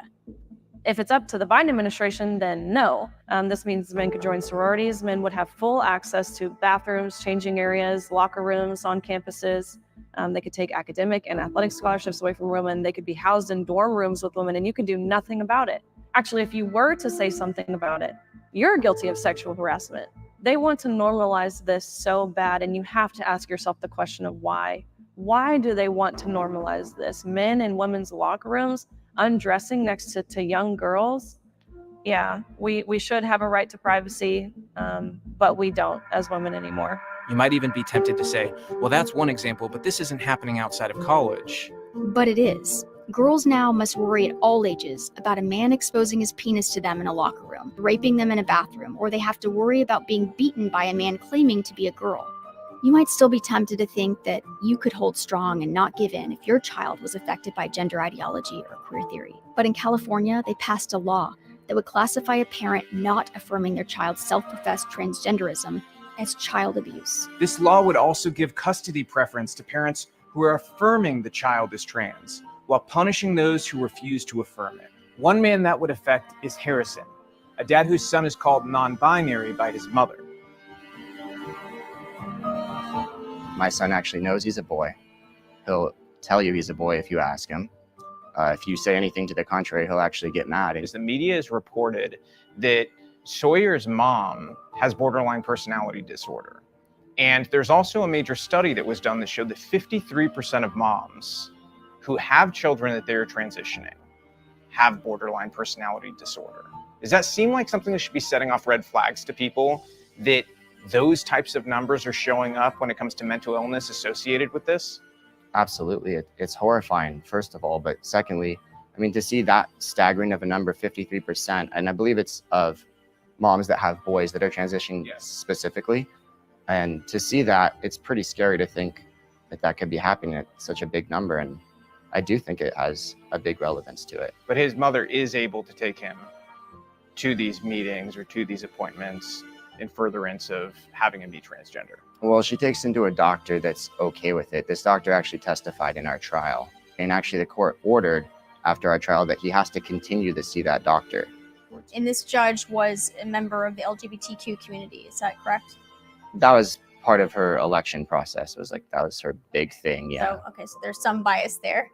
Did she come up with this on her own as far as like, I want to raise these babies, as sometimes they call it, or was this something that she saw stereotypical behavior and decided to associate that with a particular gender? When he was really young, she actually would call him a boy on social media and everything. So it wasn't till about when I started getting custody of him that this happened.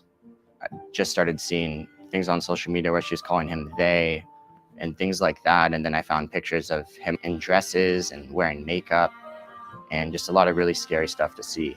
Did he ever talk with you about that experience? That, you know, was it his idea? Did he ever want to play dress up with you at your house, or was this something that happened exclusively at the mom's house? So it happens exclusively at the mom's house. And when he's with me, he fully expresses he loves being a boy. He's just like a picture perfect little boy. He'll play in the mud. He likes to fight and wrestle and climb and play sports. If he were to say, I want to play with a doll, or I like the color purple or pink, you know, how would you respond to that? I would probably just give it no meaning. In the Republican Party, state legislatures seem to be the primary group fighting back against this ideology. That's why we spoke to Representative William Lamberth in Tennessee, who championed a bill that banned sex changes for kids and voted to ban sexual adult performances like drag shows for kids. Just yesterday, the Tennessee legislature faced a domestic terrorist attack where somebody sent a letter with white powder in it. I don't think there's any determination on what that was yet, but this is clearly being done to try to make you guys afraid. When you see these activists do this, and in this case we know from reporting that this is most likely a trans activist, it was sent in the name of somebody who was trans and they died. What do you think, and are they able to make you afraid? Absolutely not. So here's the thing. We're going to fight for what's right in Tennessee. And these folks from all over the country that have obviously never visited our state, that have obviously never met a Tennessean, they don't really understand us, okay? We stand up for what's right. We stand up for what's going to make Tennessee better tomorrow than it is today. We are the volunteer state. We literally volunteer to go all over the world to help out other people, to fight battles for other states. That goes back to Davy Crockett. Absolutely. There'd be no Texas if there were not for Tennesseans. And so this is who we are.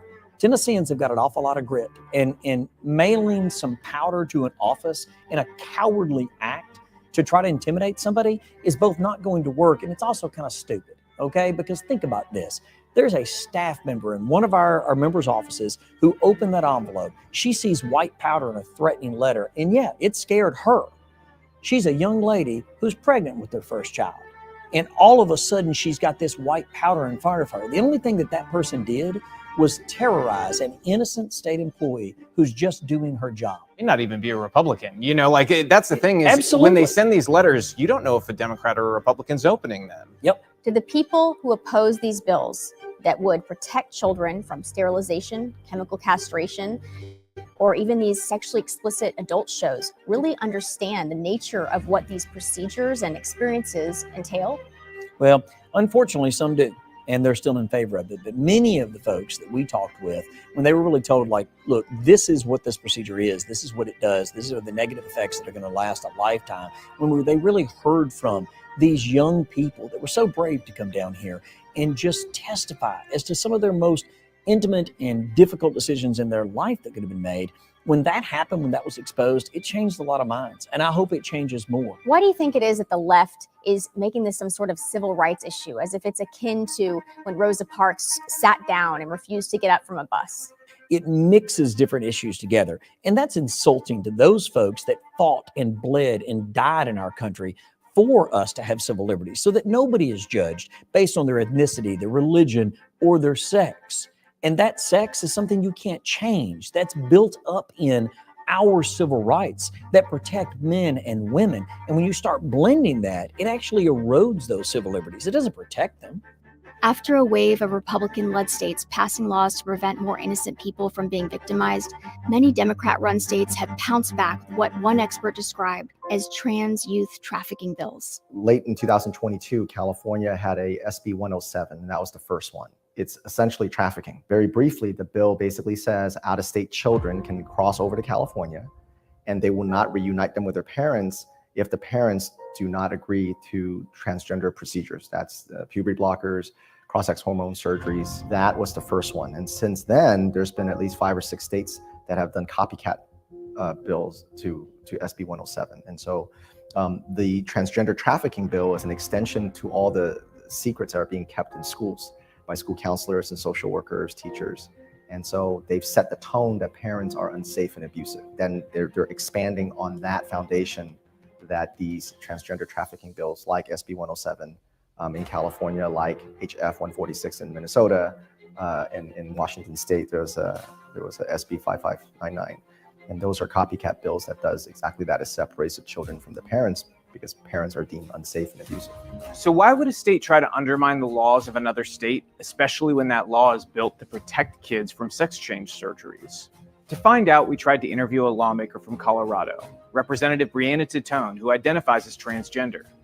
In fact, Brianna is only the 8th trans state representative. Titone got a trans youth trafficking bill signed into law that makes Colorado a state where minors can go for sex change surgeries, hormones, and puberty blockers if their home state rightfully bans those abusive medical experiments. We were going to initially reach out to the first trans representative in American history, but they were unavailable, seeing as how they were recently arrested for child pornography charges in an absolutely horrific story. But as the interview date grew closer with Brianna canceled after researching me. I decided I had to give him a call.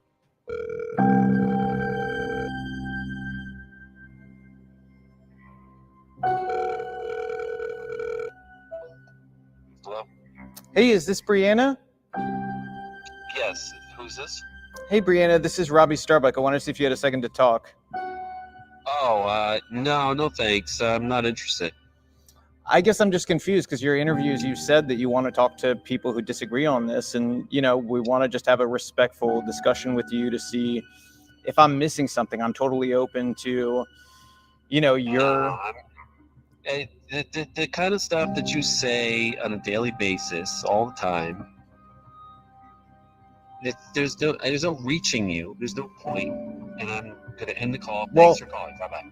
Do you think that little kids can consent to sex changes? Well, that's it. Brianna did not want to have a discussion, and that shouldn't be a surprise because everyone on this pro-child mutilation advocacy side, they avoid conversations at all costs because they know that they can't win the argument against people who are empowered with facts, statistics, and the horror stories of what kids have been through who've gotten double mastectomies at ages like 13, okay? They don't want to speak to people like that. They want to speak to the people who are manipulatable. They want to speak to the people who are weaker. That's why they target children. They want to speak to people who are not resolute in their values because ultimately they know that's the only group that they can get on their side.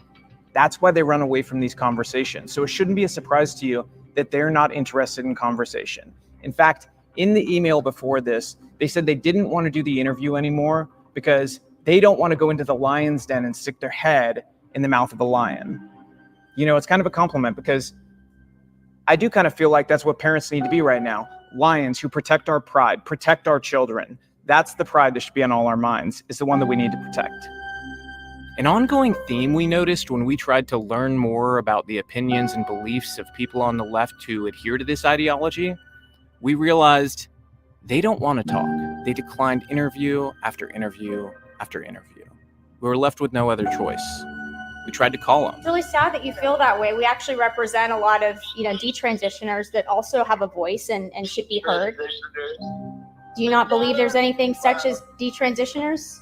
Have you heard of detransitioners that have had their genitals mutilated and are on? Oh my God! Have had surgeries and double mastectomies at 13 years old? And as you're asking these questions, this is precisely why we're declining this opportunity. Because we want to know if detransitioners can get help. And I hope you find exactly what you're looking for. Why does this ideology not allow questions? Isn't that, a sign of grooming when you can't ask a question? I don't understand why you're continuing to ask me questions. This war even reaches newborn babies now. The Biden administration's CDC recently issued a guidance for men who identify as women to, quote, chest feed their babies. This comes after recent viral videos of men identifying as women forcing babies to suck on their nipples. Make no mistake, this is sexual abuse. The CDC's guidance doesn't warn once about the lack of nutrition, the potential for harm through ingestion of the drugs these men take, or the reality that this is a known sexual kink of at least some men who identify as women. This war on kids is institutionalized within our government. The Assistant Secretary of Health appointed by Joe Biden is a confused man named Rachel Levine. He says that sex changes for kids is healthcare that will literally prevent suicides. But I think Abigail might disagree. It started at school. She was going through depression in middle school. It was in 8th grade when I went, talked to the principal, what happened. I took her to the hospital because on that day she took some pills, overdose. So it was allergy pills. So that's how everything started. Went to the doctor. She was fine, but they didn't release my daughter with me. They called CPS. Since that moment, I had CPS at my house, coming twice a week. When her grades was going down, that's when I went to the high school and talk about, her depression. And I was hoping to get help to give her more time for the test. Instead of that, what they did is send her to LGBTQ group. I didn't know anything about it. So my daughter started, to change. She looked pretty mad, upset, depressed. One day she talked to her sister that she thought that maybe she liked girls. But later on, she wants to change her name. Her name is Yaylee. She changed her name to Jay. A couple months later, she didn't like it. So then she changed it to Andrew. And then she's starting to talk about, she felt like she was in the wrong body. I'm here, you see a girl, but inside I'm a boy. And I go like, since when? I didn't know that she was going to these groups at school. Nobody at the school told you. No, they secretly sent her to these groups. How was her mental health in the limited visits you had with her? She was not able to sleep. After, going through all this, their depression is worse than what it was before. Why? Because now they are dealing with pain, with medication, going back and forward to the doctor. Surgery is not just one. They don't tell them that. I thought she was going to go into therapy first. That they will explain the positive, the negative, and the side effects. If you want to help my daughter, help her inside out. What's in here? Why she's this depression? After the testosterone shot, she tried to suicide twice. When CPS came to remove your daughter, will you walk us through that process? They planned all this with the mother and this other kid from the high school. Oh my gosh, I was crying. And then what should I do? And I need to do something. My neighbor had cameras, so they were able to see. That car was there for 5 minutes waiting for my daughter to get out. That made me feel like my daughter was insured doing this plan. So all the time that they had my daughter, they sent it to a group home. I couldn't go visit after court. It was her new home now. After we went to court, we had a meeting there with LGBT, CPS, the people who work there, the group home, trying to convince me that what my daughter needs is going to the transition, and I have to respect her. And you have to refer to that, not to my daughter, you have to say my son. And I said, no, I can't do that. Who's my son? They said, well, if you don't do that, you'd rather have a dead daughter and not a live son? And I said, none of that is going to happen just because a name. Why did they do that to parents? Because I've heard that from every kid who has detransitioned. They want to manipulate the parents and see if they gave up.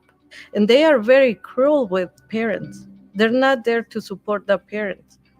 One of them came to my house and I asked her to leave because she asked me that why it was so difficult for me to accept a boy instead of a girl. And I said, I don't think you have children. But it's easy. Just plan a funeral for your daughter and adopt your son. Oh, and the moment I asked her to leave my house, don't you ever come, because you cannot tell me she's going through this depression, trying to commit, and you're telling me to prepare her funeral? How cruel is that? What they did, people should go to jail for life for what they did to your daughter. And then September 4, she decided to kneel in front of a tree. I begged even at the funeral home, that I want to see her for the last time. He said, there's note that you can't. And I said, well, just let me see one of her hands. When he asked me that, he went back where they had my daughter. And he said, let me check, let me see what I can do. He was an ex-Marine. And when he came inside, he looks different to me. And he said, can I? He got his seat and he asked me, I'm going to tell you I'm an ex-Marine. And I saw a lot of, I'm going to therapy because of that. But I never got to see something like that. So I will encourage you not to see her like that, because if you insist. And I cried and I said, can I see one of her hands, finger, something? And there's nothing that you can really see.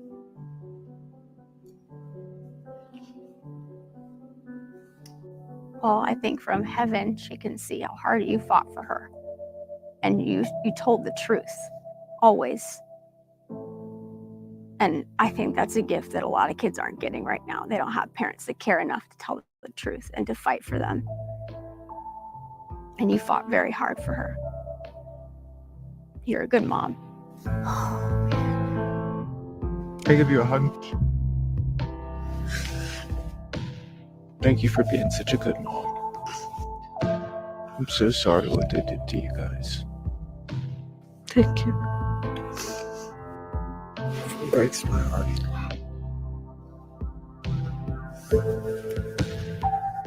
What would you say to parents that don't understand the very serious result that can happen by not taking action to protect their children? What I will say is not to trust the school, the principal, the school psychologist, because now they are working on this agenda. So I will ask the parents to get involved in school. Go inside and ask them what are they reading, because now it's not math, it's not science, it's not English. It's going to this ideology. This ideology is killing our kid. Do you think more people need to speak up to protect kids like your daughter? Yes, I do. Because if they pretend this is all normal, or they're just afraid of somebody being upset at them, or whatever it is, whatever reason they're using to be silent, isn't it just helping evil people do this to kids? Yes. The government's complicity doesn't end there, though. Even the Pentagon is involved in this. The Department of Defense admits that their doctors are transitioning kids. One of these DoD doctors actually said that transitioning kids can cause psychotic illnesses to, quote, melt away. The only issue is that his own study using DoD treatment records told a different story. Not only did his study find no significant psychological benefit to transition drugs for kids, but many kids' psychotropic drugs increased after taking transition drugs. The most pronounced increases in psychotropic medication were in antipsychotics and lithium. So surely the government stopped these experiments on children, right? In fact, Klein and other DoD doctors, Noel Larson and Natasha Shvay, argued in the American Journal of Public Health that kids must be affirmed and immediately moved onto puberty blockers or hormones if they have dysphoria. Dr. Klein even claimed that kids as young as 7 can make this decision on their own. He called this a human right for the child. This is who the military has in charge of this issue. Some major Pentagon doctors recently came out and they said that they believed that children had the ability to decide which gender they are, that they could change back and forth, and they also were promoting transitioning children. We've also found that they are, in fact, transitioning children. How did this happen within our own military that we've got doctors who are transitioning the children of our service members? I think it's awful, it's reprehensible, and they should be fired for doing this. I think it's a crime against humanity to do this kind of stuff. The thing about a child making the consent is, how do you make a consent to remove your sexual organs if you've never used them? They don't even know what this is. A 7-year-old barely knows the difference between a boy. They probably have a vague idea of the difference between boys and girls, but they really don't have yet any kind of comprehension of how boys and girls interact sexually. And it's like, oh, you're just going to give up on that? That's not informed consent. The parents might be able to make informed consent, but I probably wouldn't let the parents consent to that for children, because the child has to make the consent. They have to be old enough to know what they're giving up. They also aren't informing them basically the urinary tract complications that go on and on and on. Joe Biden has recently been saying our children, as in the US government has a stake in each of our children, and that they're not wholly ours as parents, but that they belong somehow to the government. Is that a slip of the tongue, or do you think that's intentional, that that's entered his message? I think the language is very purposeful, and you remember Hillary Clinton, it takes a village. It isn't about the parents, it isn't about the individuals, it isn't about a mother and a father. You know, then there's a birthing person and maybe somebody else around sometimes. I mean, it is really about thinking that the traditional family unit, the traditional family values, the religion makes no difference. Mental health issues should be no surprise among the kids affected by this social contagion. Dr. Lisa Littman, a former professor at Brown University School of Public Health, did a study of 256 trans-identifying teens that found 82% were girls. 62.5% had at least one other mental health diagnosis before identifying as trans. Nearly 40% had a friend group where the majority identified as transgender. Nearly 50% tried to isolate away from their family. 25% stopped hanging out with non-transgender friends. 86.7% showed an increase in social media or internet use. And to quote the study, 60% of the friend groups were known to mock people who were not transgender. Despite the mental health issues that exist prior to identifying as transgender, one of the top methods used to induce guilt by trans activists who support child mutilation is citing a study from the Trevor Project. That study says that giving kids hormones for a sex change will reduce their suicide risk. What they don't tell you is that it wasn't a scientific study at all. It was a quiz which found youth through targeted ads and offered them $50 prizes to respond. The results also excluded data on the self-identified 36% of responding youth who did not want hormone therapy.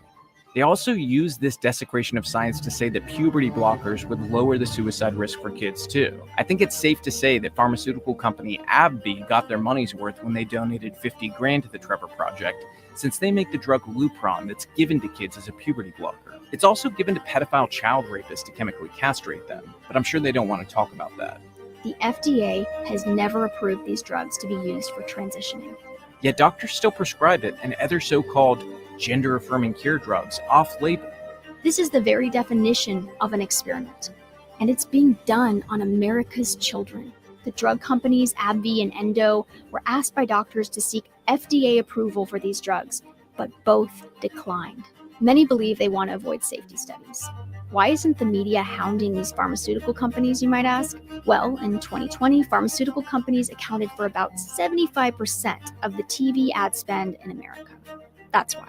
Many describe what the Trevor Project is doing as convenience sampling. Convenience sampling involves using respondents who are convenient to the researcher. What is the cost of transitioning kids anyways? A Swedish study concluded that transgender people have increased suicide risk after transition. The study says sex reassigned trans persons of both genders had approximately a 3-time higher risk of all-cause mortality than controls. Childhood transition can also result in micropenis, total sterilization, and the inability to ever orgasm. One well-known surgeon who transitions young people recently gave an interview where he admitted to needing the help of a robot to castrate a child and create a wound that they call an artificial vagina. I want you to listen and ask yourself, how is this different from any of the most evil medical experiments performed on children in the history of humanity? That is very new is genital surgery in someone that has underwent pubertal suppression. You don't have enough tissue to line the vaginal canal, so you either have to take a skin graft or take skin from elsewhere or use an artificial product. The way that we're dealing with it is by using a robot.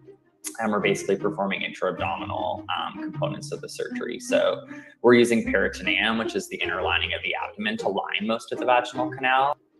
In the process of making this documentary, we tried to reach out to the left. We sat down with Jolene Vargas.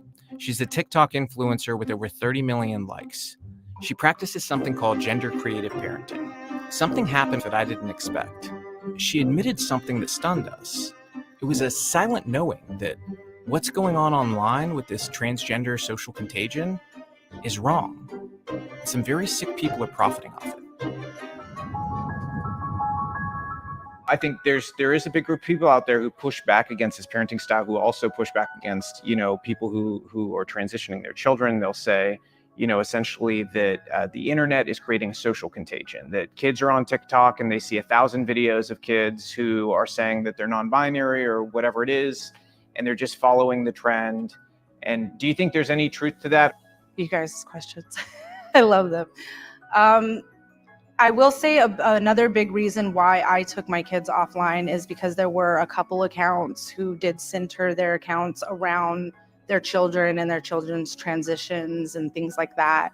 And I started to realize that they were causing somewhat of a discredit to the community, because a lot of people obviously would assume they're only doing this for the clout. These people have millions of followers. Every video they post of their child and it has anything to do with their transition gets millions and millions of views. And essentially they're getting paid. And some of these accounts are doing ads with these kids. They're making a lot of money. Yeah. And so I didn't want to add to that discredit, because I feel like if I am sharing my kids, that side of the political spectrum does get to say you're doing that for clout. And granted, there are still some people who are like, you're doing it for clout, because even though you're not sharing your kids, you're still gaining clout from talking about your kids.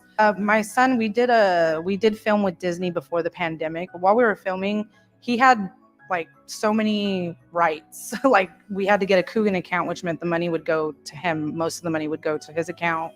And that he had like a tutor on site, even though he was only like 4 at the time. And that tutor made sure that if he was hungry, he ate. If he needed a nap, he took a nap. She was there to like be there for him. And it made me realize like there's nothing like that for internet. Like for social media parents, there's no Coogan accounts. There's nobody on set making sure that the children are not working 10, 12 hours a day.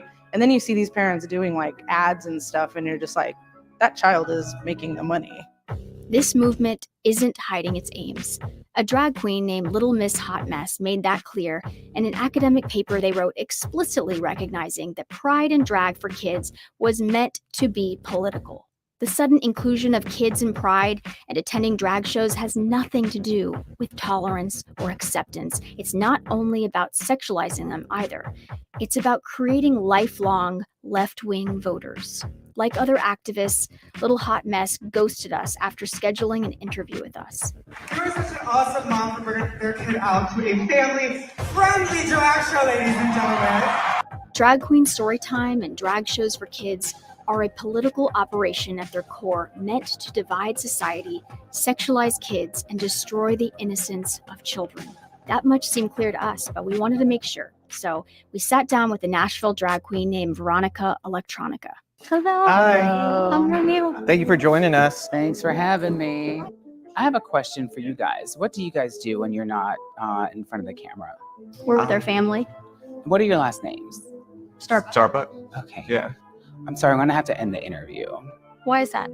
because I feel very uncomfortable.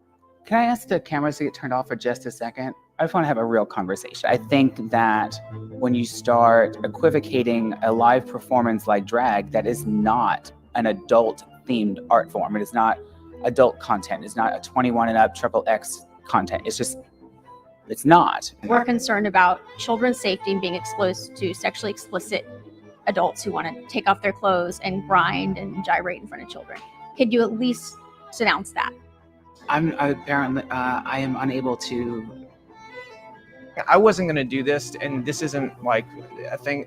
This is the stuff I have a problem with. And you're probably not okay with this. The kid's right there in the background. That's not an enriched child. They're not learning something from At this. the end of the day, that really isn't showing any part of the body that would be considered as illegal. If I show you the full video, you will see it. But we have many, many, many things that are happening in our state and our country that are jeopardizing the lives of children, like guns.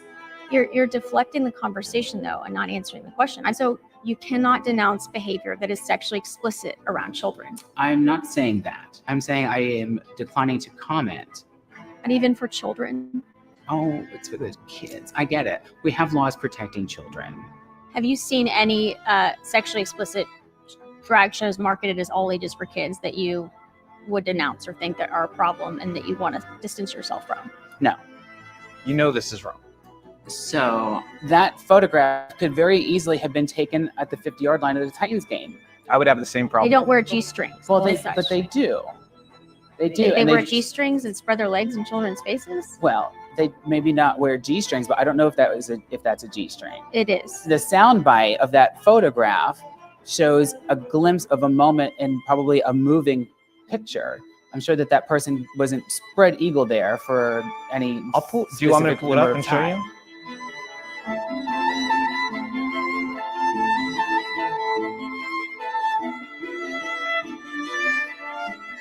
Do you denounce behavior that was sexually explicit like that, of somebody spreading their legs, showing their G-string to a child audience in a show that was explicitly marketed as all ages, family friendly, just morally? Then would you spread your legs in front of a child like that? No, not on purpose. As a person of faith, I feel personally attacked for the stances that you have and the views that you have toward me, my coworkers, and my community. The amount of times I've been told that I hate drag queens and I want them all to die is ridiculous. I want nothing but good things for people. I just don't want kids to be exposed to sexually explicit stuff. I think that your line of questioning was very misleading. Every question we've asked has been respectful, has been about trying to understand that perspective. If these conversations are shut down and we were not going to get anywhere, this interview was not about us, but the interview is to hear your perspective. This is your opportunity to tell people that you at least denounce the sexually explicit, egregious behavior for children. Well, that Do you is still something think, that regardless of the laws, you don't have a problem with that behavior in front of children because it's protected by free speech? Is that what you're saying? You know this is wrong.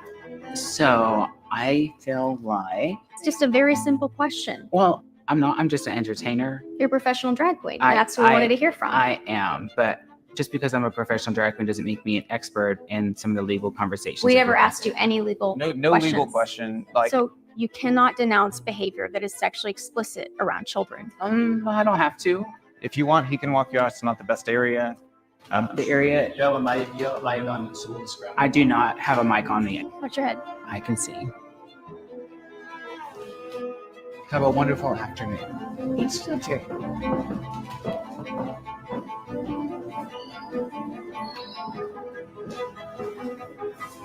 Oh yeah, that one.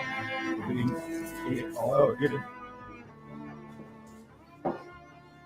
Psychology Today reports that 99% of child sexual abuse involves grooming.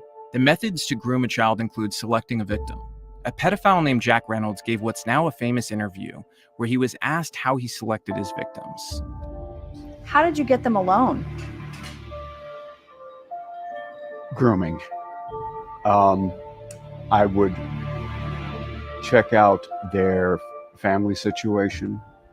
I would check out their clothing to see how well they were. When we were on the ballparks or on the gym floor, I would make sure which ones I wanted to molest. I would give them special attention. Were there certain characteristics that you looked for in children before molesting them? In children, yes, but more I also looked at their families. If I thought the father was a threat, I would not approach the child. Predators admit that they select the vulnerable. Those with little supervision online are prime targets. That's one way predators gain access to them. Then those predators develop trust. This can be done many ways, but one is to give rewards, such as attention or likes on social media. Step 4 is to desensitize the child to sexual content and physical contact. Look no further again than the social media algorithms to do that. Step 5 is what's called post-abuse maintenance behaviors. Those can look like persuading a minor that it's normal to be sexually exploited. Social media does this as well when a kid sees that sexualized girls get all the likes. Social media isn't just sexualizing our kids. It's also a vector of attack in the child trafficking trade. To learn more about this, we talked to someone who was sold online over 1,000 times, beginning at age 14. A big news outlet, The Atlantic, ran a headline saying child trafficking essentially is a conspiracy theory. Is that true? No, that's not true. I wish that was the case, to be honest. I wish that was really what was going on. But in reality, as I work with hundreds of survivors, not only in my state, but all across the country, no, it's happening. When we look at our stats, it says that 80% of victims are US citizens. I think sometimes we get this idea that it comes from third world countries, and it's not. It's happening in our own backyard. As I work in safe houses, as I run support groups, the survivors are from here. I've had 2 survivors in the last 5 years that I've been working with survivors that 2 of them came from a different country. 2.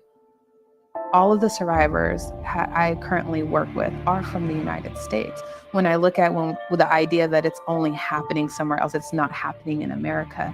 In my story of exploitation, I was sold in over 12 states total. 12 states.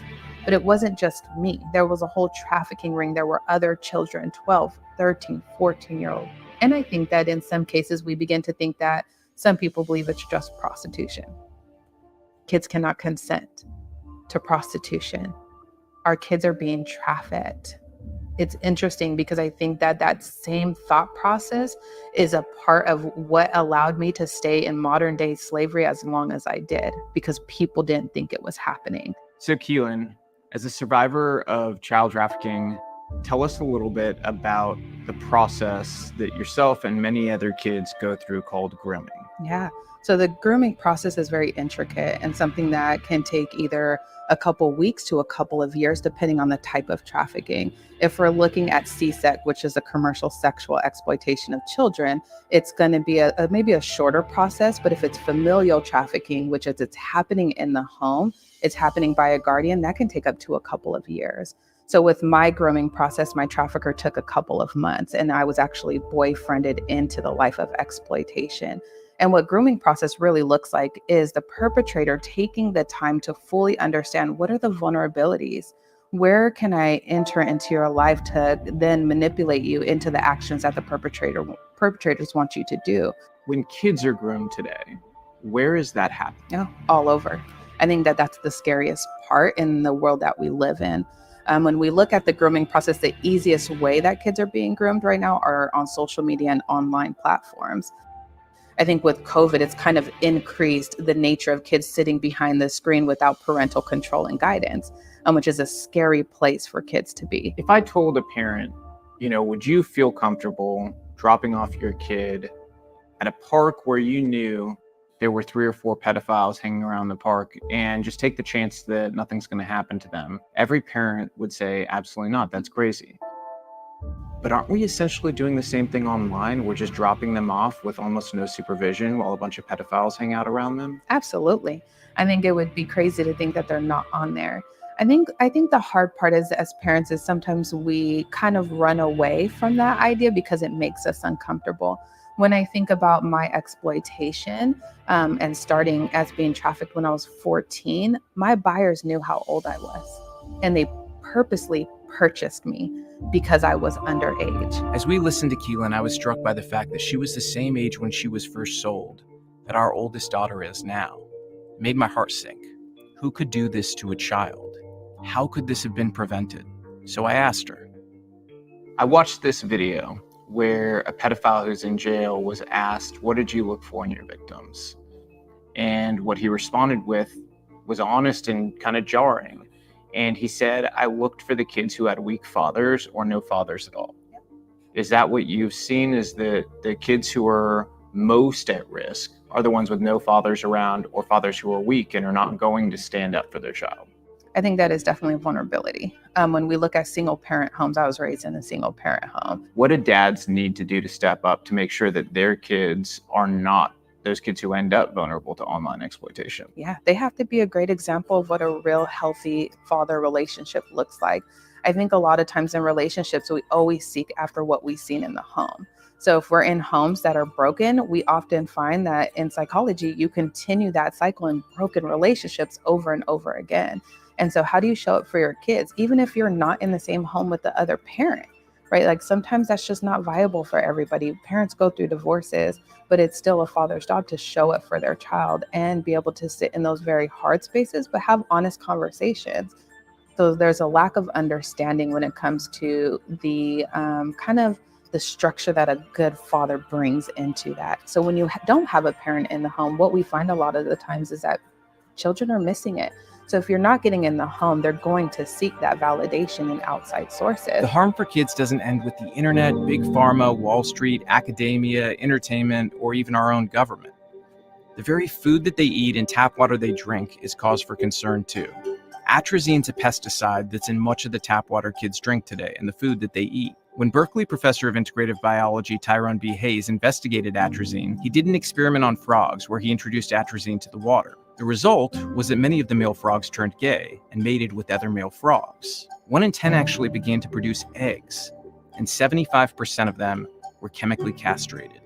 So what is atrazine doing to our children? No one seems to want to invest in finding out the answer to that. One limited study on grown men produced results showing that men exposed to atrazine had very poor semen quality, while a rodent study found that atrazine could pose a cancer risk, and atrazine isn't alone. Similar studies have found other toxins in non-organic foods and tap water. After reviewing Tyrone Hayes' atrazine study on frogs, it got us thinking about how often people we interviewed brought up masculinity. I think there's an attack on masculinity. I think that it's watering these men down. Yeah, most people are like looking towards celebrities and they're looking up to people like Sam Smith. Like that's not even a picture of masculinity. It's just a very, very toxic culture. It is extremely hard and challenging to find like-minded, godly, masculine men. We just have a generation of weak men. We need men to like rise up and become men. You mentioned boys being boys. That's how a lot of people see boys looking at porn. And this is sort of an interesting, weird thought I had a long time ago, and it's that somehow there was like a flip in the matrix where we switched up the way we thought about this. Because if you caught a boy outside and he's staring in a girl's window watching her change, you'd be like, he's a creep. What a weirdo. I'm calling the police. But if you see him peering in on her through his computer screen and he's paying $2 on OnlyFans, suddenly it's just boys being boys, getting out some weird urge. But the truth is, if you go back in time, these were seen as the least masculine qualities you could have. Is you were so emasculated that the only way for you to ever see a woman naked was to be voyeuristic. It's now flipped to that being empowering in some way. How did that happen? Oh, that is a good question. That's an interesting question. I don't know. Me either. I don't understand. I think it's interesting because we stopped requiring men to be men. Yeah. I think that's exactly where it stems. We stopped raising the bar for them to navigate world in a different way. And the same thing with women, right? Like there was a standard, but now we've lowered the standards to it's okay to be super sexualized. When back in the day, that was not okay. Like, not just okay, but it's better. Yeah. It's better and it's desirable. And they lie and pretend that men are going to want you then. And this will probably be a controversial take, but it's true.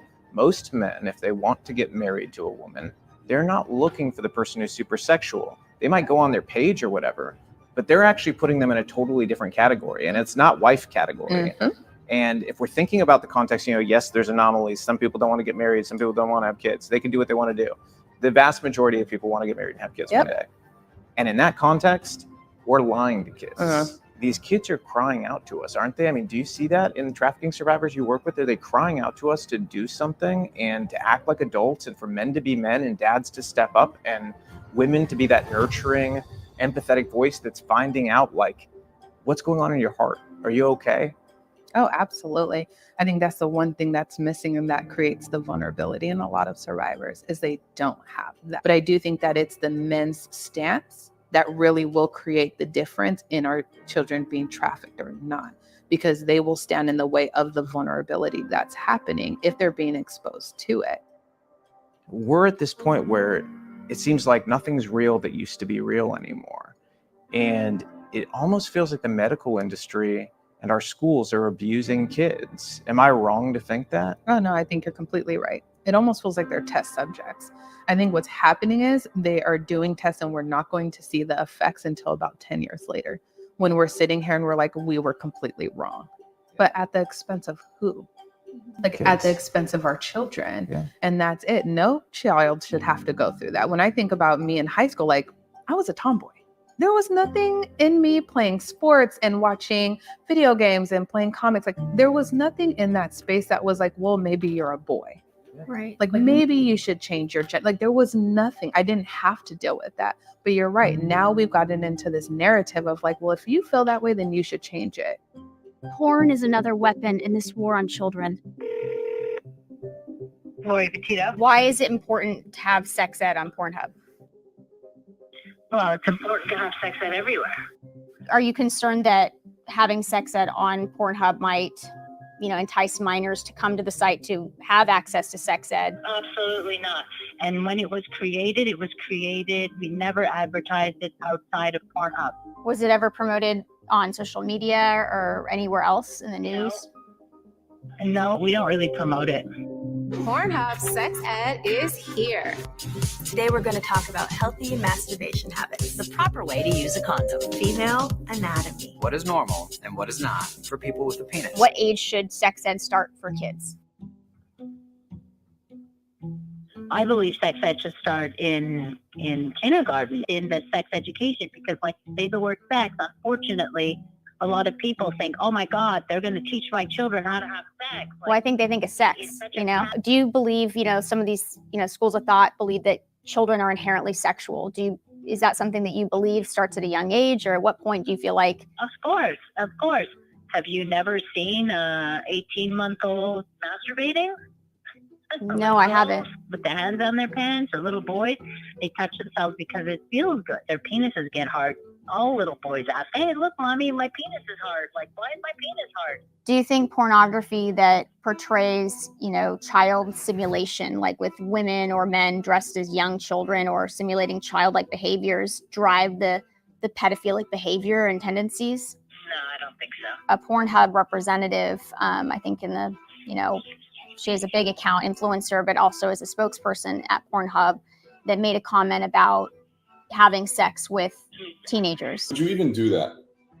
This 13-year-old, I think I He would. could have easily passed. Like, 50. okay, if he wasn't necessarily like an old-looking 13, you look at him and he's definitely a child. He's just like really, like he had the perfect tan A child and doing this adult. and That shouldn't be considered statutory rape, and like it's consensual, and no one would I don't consider think that there's- rape except maybe his mom, and that's only if she's like a total. I think there's not one person that would think that's abuse and would just think how lucky that kid is. Pretty much. I mean, and we're talking about Asa and this 13-year-old kid. Would you feel morally dirty if I went to the other room? Yeah. And this kid, like, would you No. look at me different? I'd be so. Okay, not maybe would you look at me different, but like, would you think that I'm doing something wrong? I Would you would feel be- bad for the I would be kid? so proud of both of you guys. It'd be fun because you go to prison and you. We're not talking about the law right now. Hold on, what are you, a f***ing like Snitch? do-gooder or something? I'm a snitch. Are you a snitch? Oh yeah. Would you snitch on us? It sounds like you would, because Yeah. you're so sure we'd go to jail. Yeah. What do you? We would never go to jail. I would just hurt you guys. What are you talking about? What are you, the protector of 13-year-olds or something? I think somebody has. What a nerd. Is that something that you support or endorse? It depends. Again, the age of sexual consent is 16 years old. So let's go with the law. If there's no position of authority over that 16-year-old, then legally they can choose to have sex with anybody they want. Do you think it's problematic that Pornhub doesn't require age Please consent? I am not speaking for that. I don't know the full story. I only know your version, so I don't want to ask. I don't want to. I don't have a version. It's just a fact. Pornhub doesn't verify age or consent. Are you familiar with the work, of Dr. Alfred Kinsey? Oh, of course. Yes. Do you find his work to be instrumental in shaping your views or modern sexuality framework? Well, I think that he did the biggest, one of the biggest large-scale studies. So, I mean, obviously it opened the door to looking at so many different aspects of sexuality. He was the first really to, especially to look at back then called deviant sexuality or fetishes, or like people really were able to talk about the range of sexuality out there. So certainly he opened that door. Porn companies seem to have no interest in protecting kids because they know it means less traffic. So in Virginia, where they've passed a law to mandate age verification, Pornhub has chosen instead to shut down in the state. A gamble made in hopes that Virginia politicians will give in and change course. Parents could fight this by rallying a wave of legislation in other states requiring age verification for porn until it's impossible for companies like Pornhub to do business without verifying age and consent. Social media companies should face similar restrictions to ensure minors aren't exposed to porn or exploited on their sites. This is all in our control if the adults in the room stop putting their porn viewing habits in front of child safety and do their job. This generation also reports the highest uses of birth control and psychiatric drugs we've ever seen. A recent study showed use of birth control was linked with higher rates of depression. I saw a statistic the other day that really bothered me too, not just the failing numbers in academics, but the absolute crushing levels of depression and despair. This poll was on 8th graders and 12th graders, and we have near 50% level answering yes to questions like, my life has no meaning. I don't want to get up in the morning. I don't think life is worth living.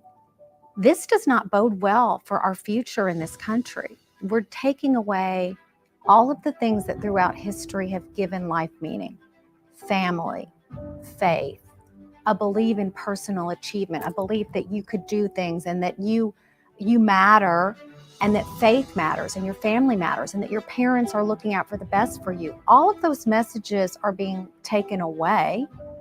And look at the levels of depression and despair and just sadness and loneliness in our kids.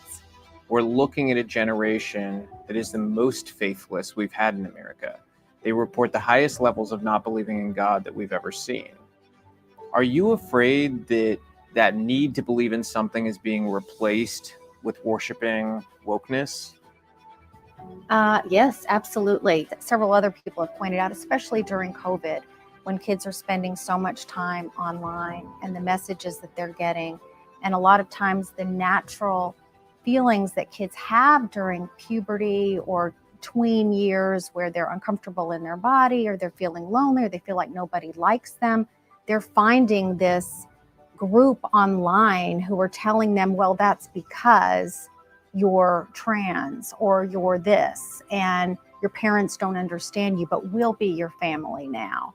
And it's disturbing that, there are many teachers and counselors who are trying to then affirm these confused kids, as opposed to, years ago, you would, find your group in your neighborhood or in your family or in your church.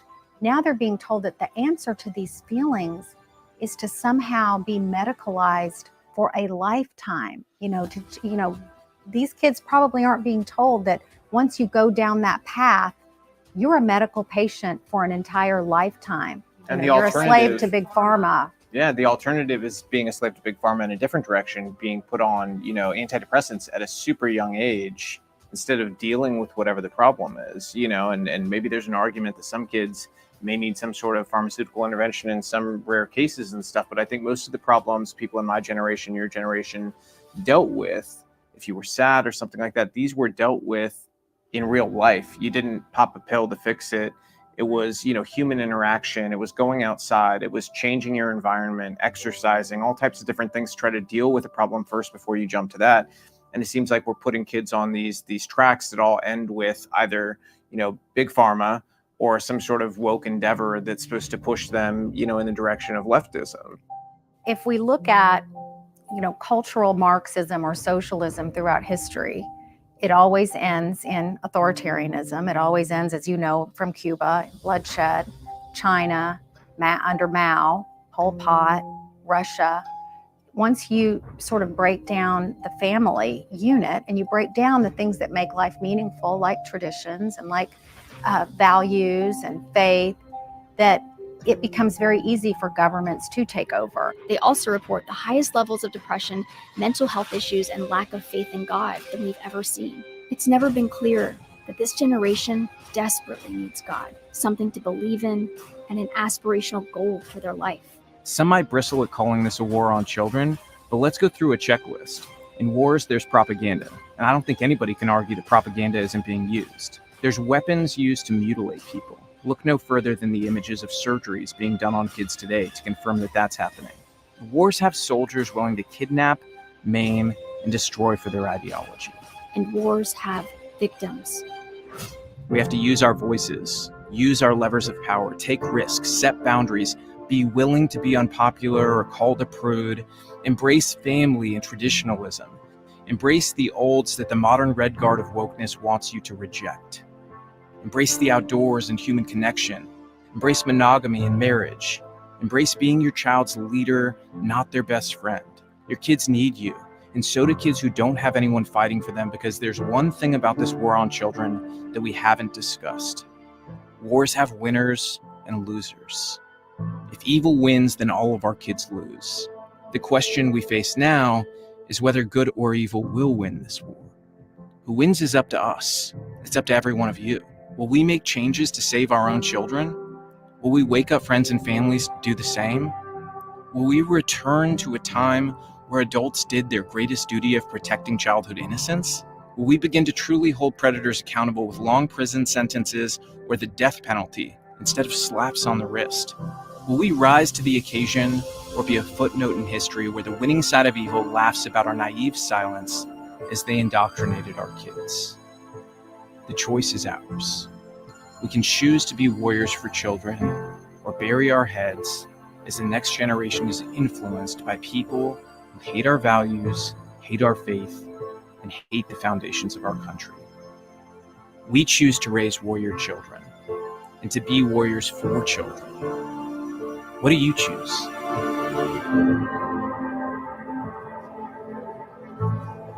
The enemy is closing in. It seems there's no way we can win.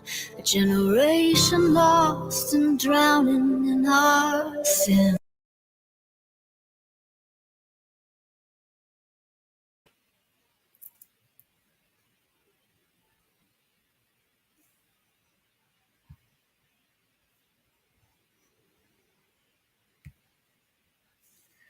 Well, I want to thank everybody that stuck in there with me. And I know that was really, really hard to watch, but I thought it was very important that we need to share this out. We need to get the word out to parents. I did put the link for this in my description underneath the video. I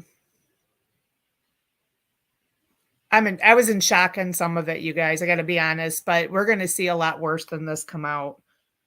So, but we need to make parents aware of what is going on with their children, and we need to be vigilant for other kids out there. My kids are older. I got a daughter in college now. My son's grown out of the house, but I've always got my eyes and ears open for all kids. We're all God's children.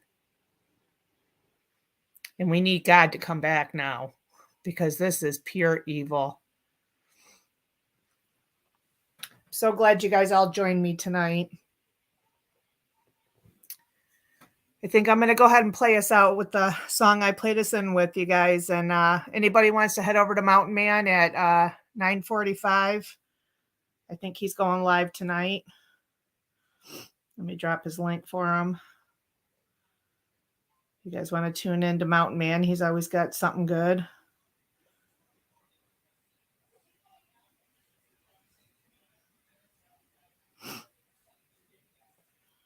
Hey, Hawk. Good to see you.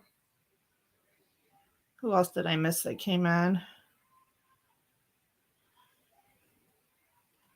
Yeah, you guys are welcome. I know some people were saying they couldn't watch it and they left, but you know, I just think we're going to see a lot worse than what I showed.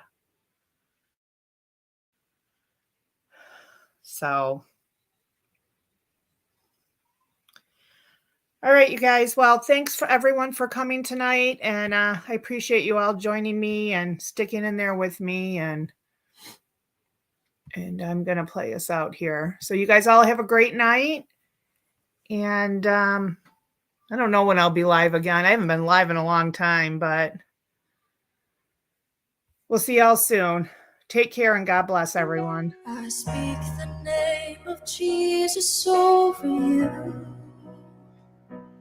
In your hurting, in your sorrow, I will ask my God to move. I speak the name 'cause it's all that I can do.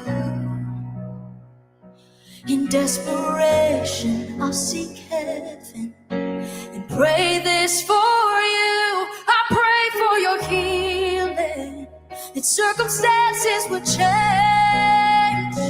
I pray that the fear inside would flee in Jesus' name.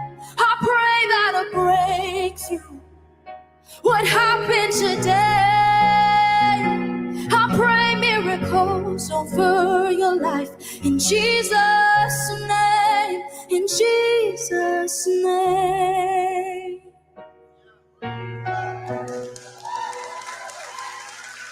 I speak the name of all authority,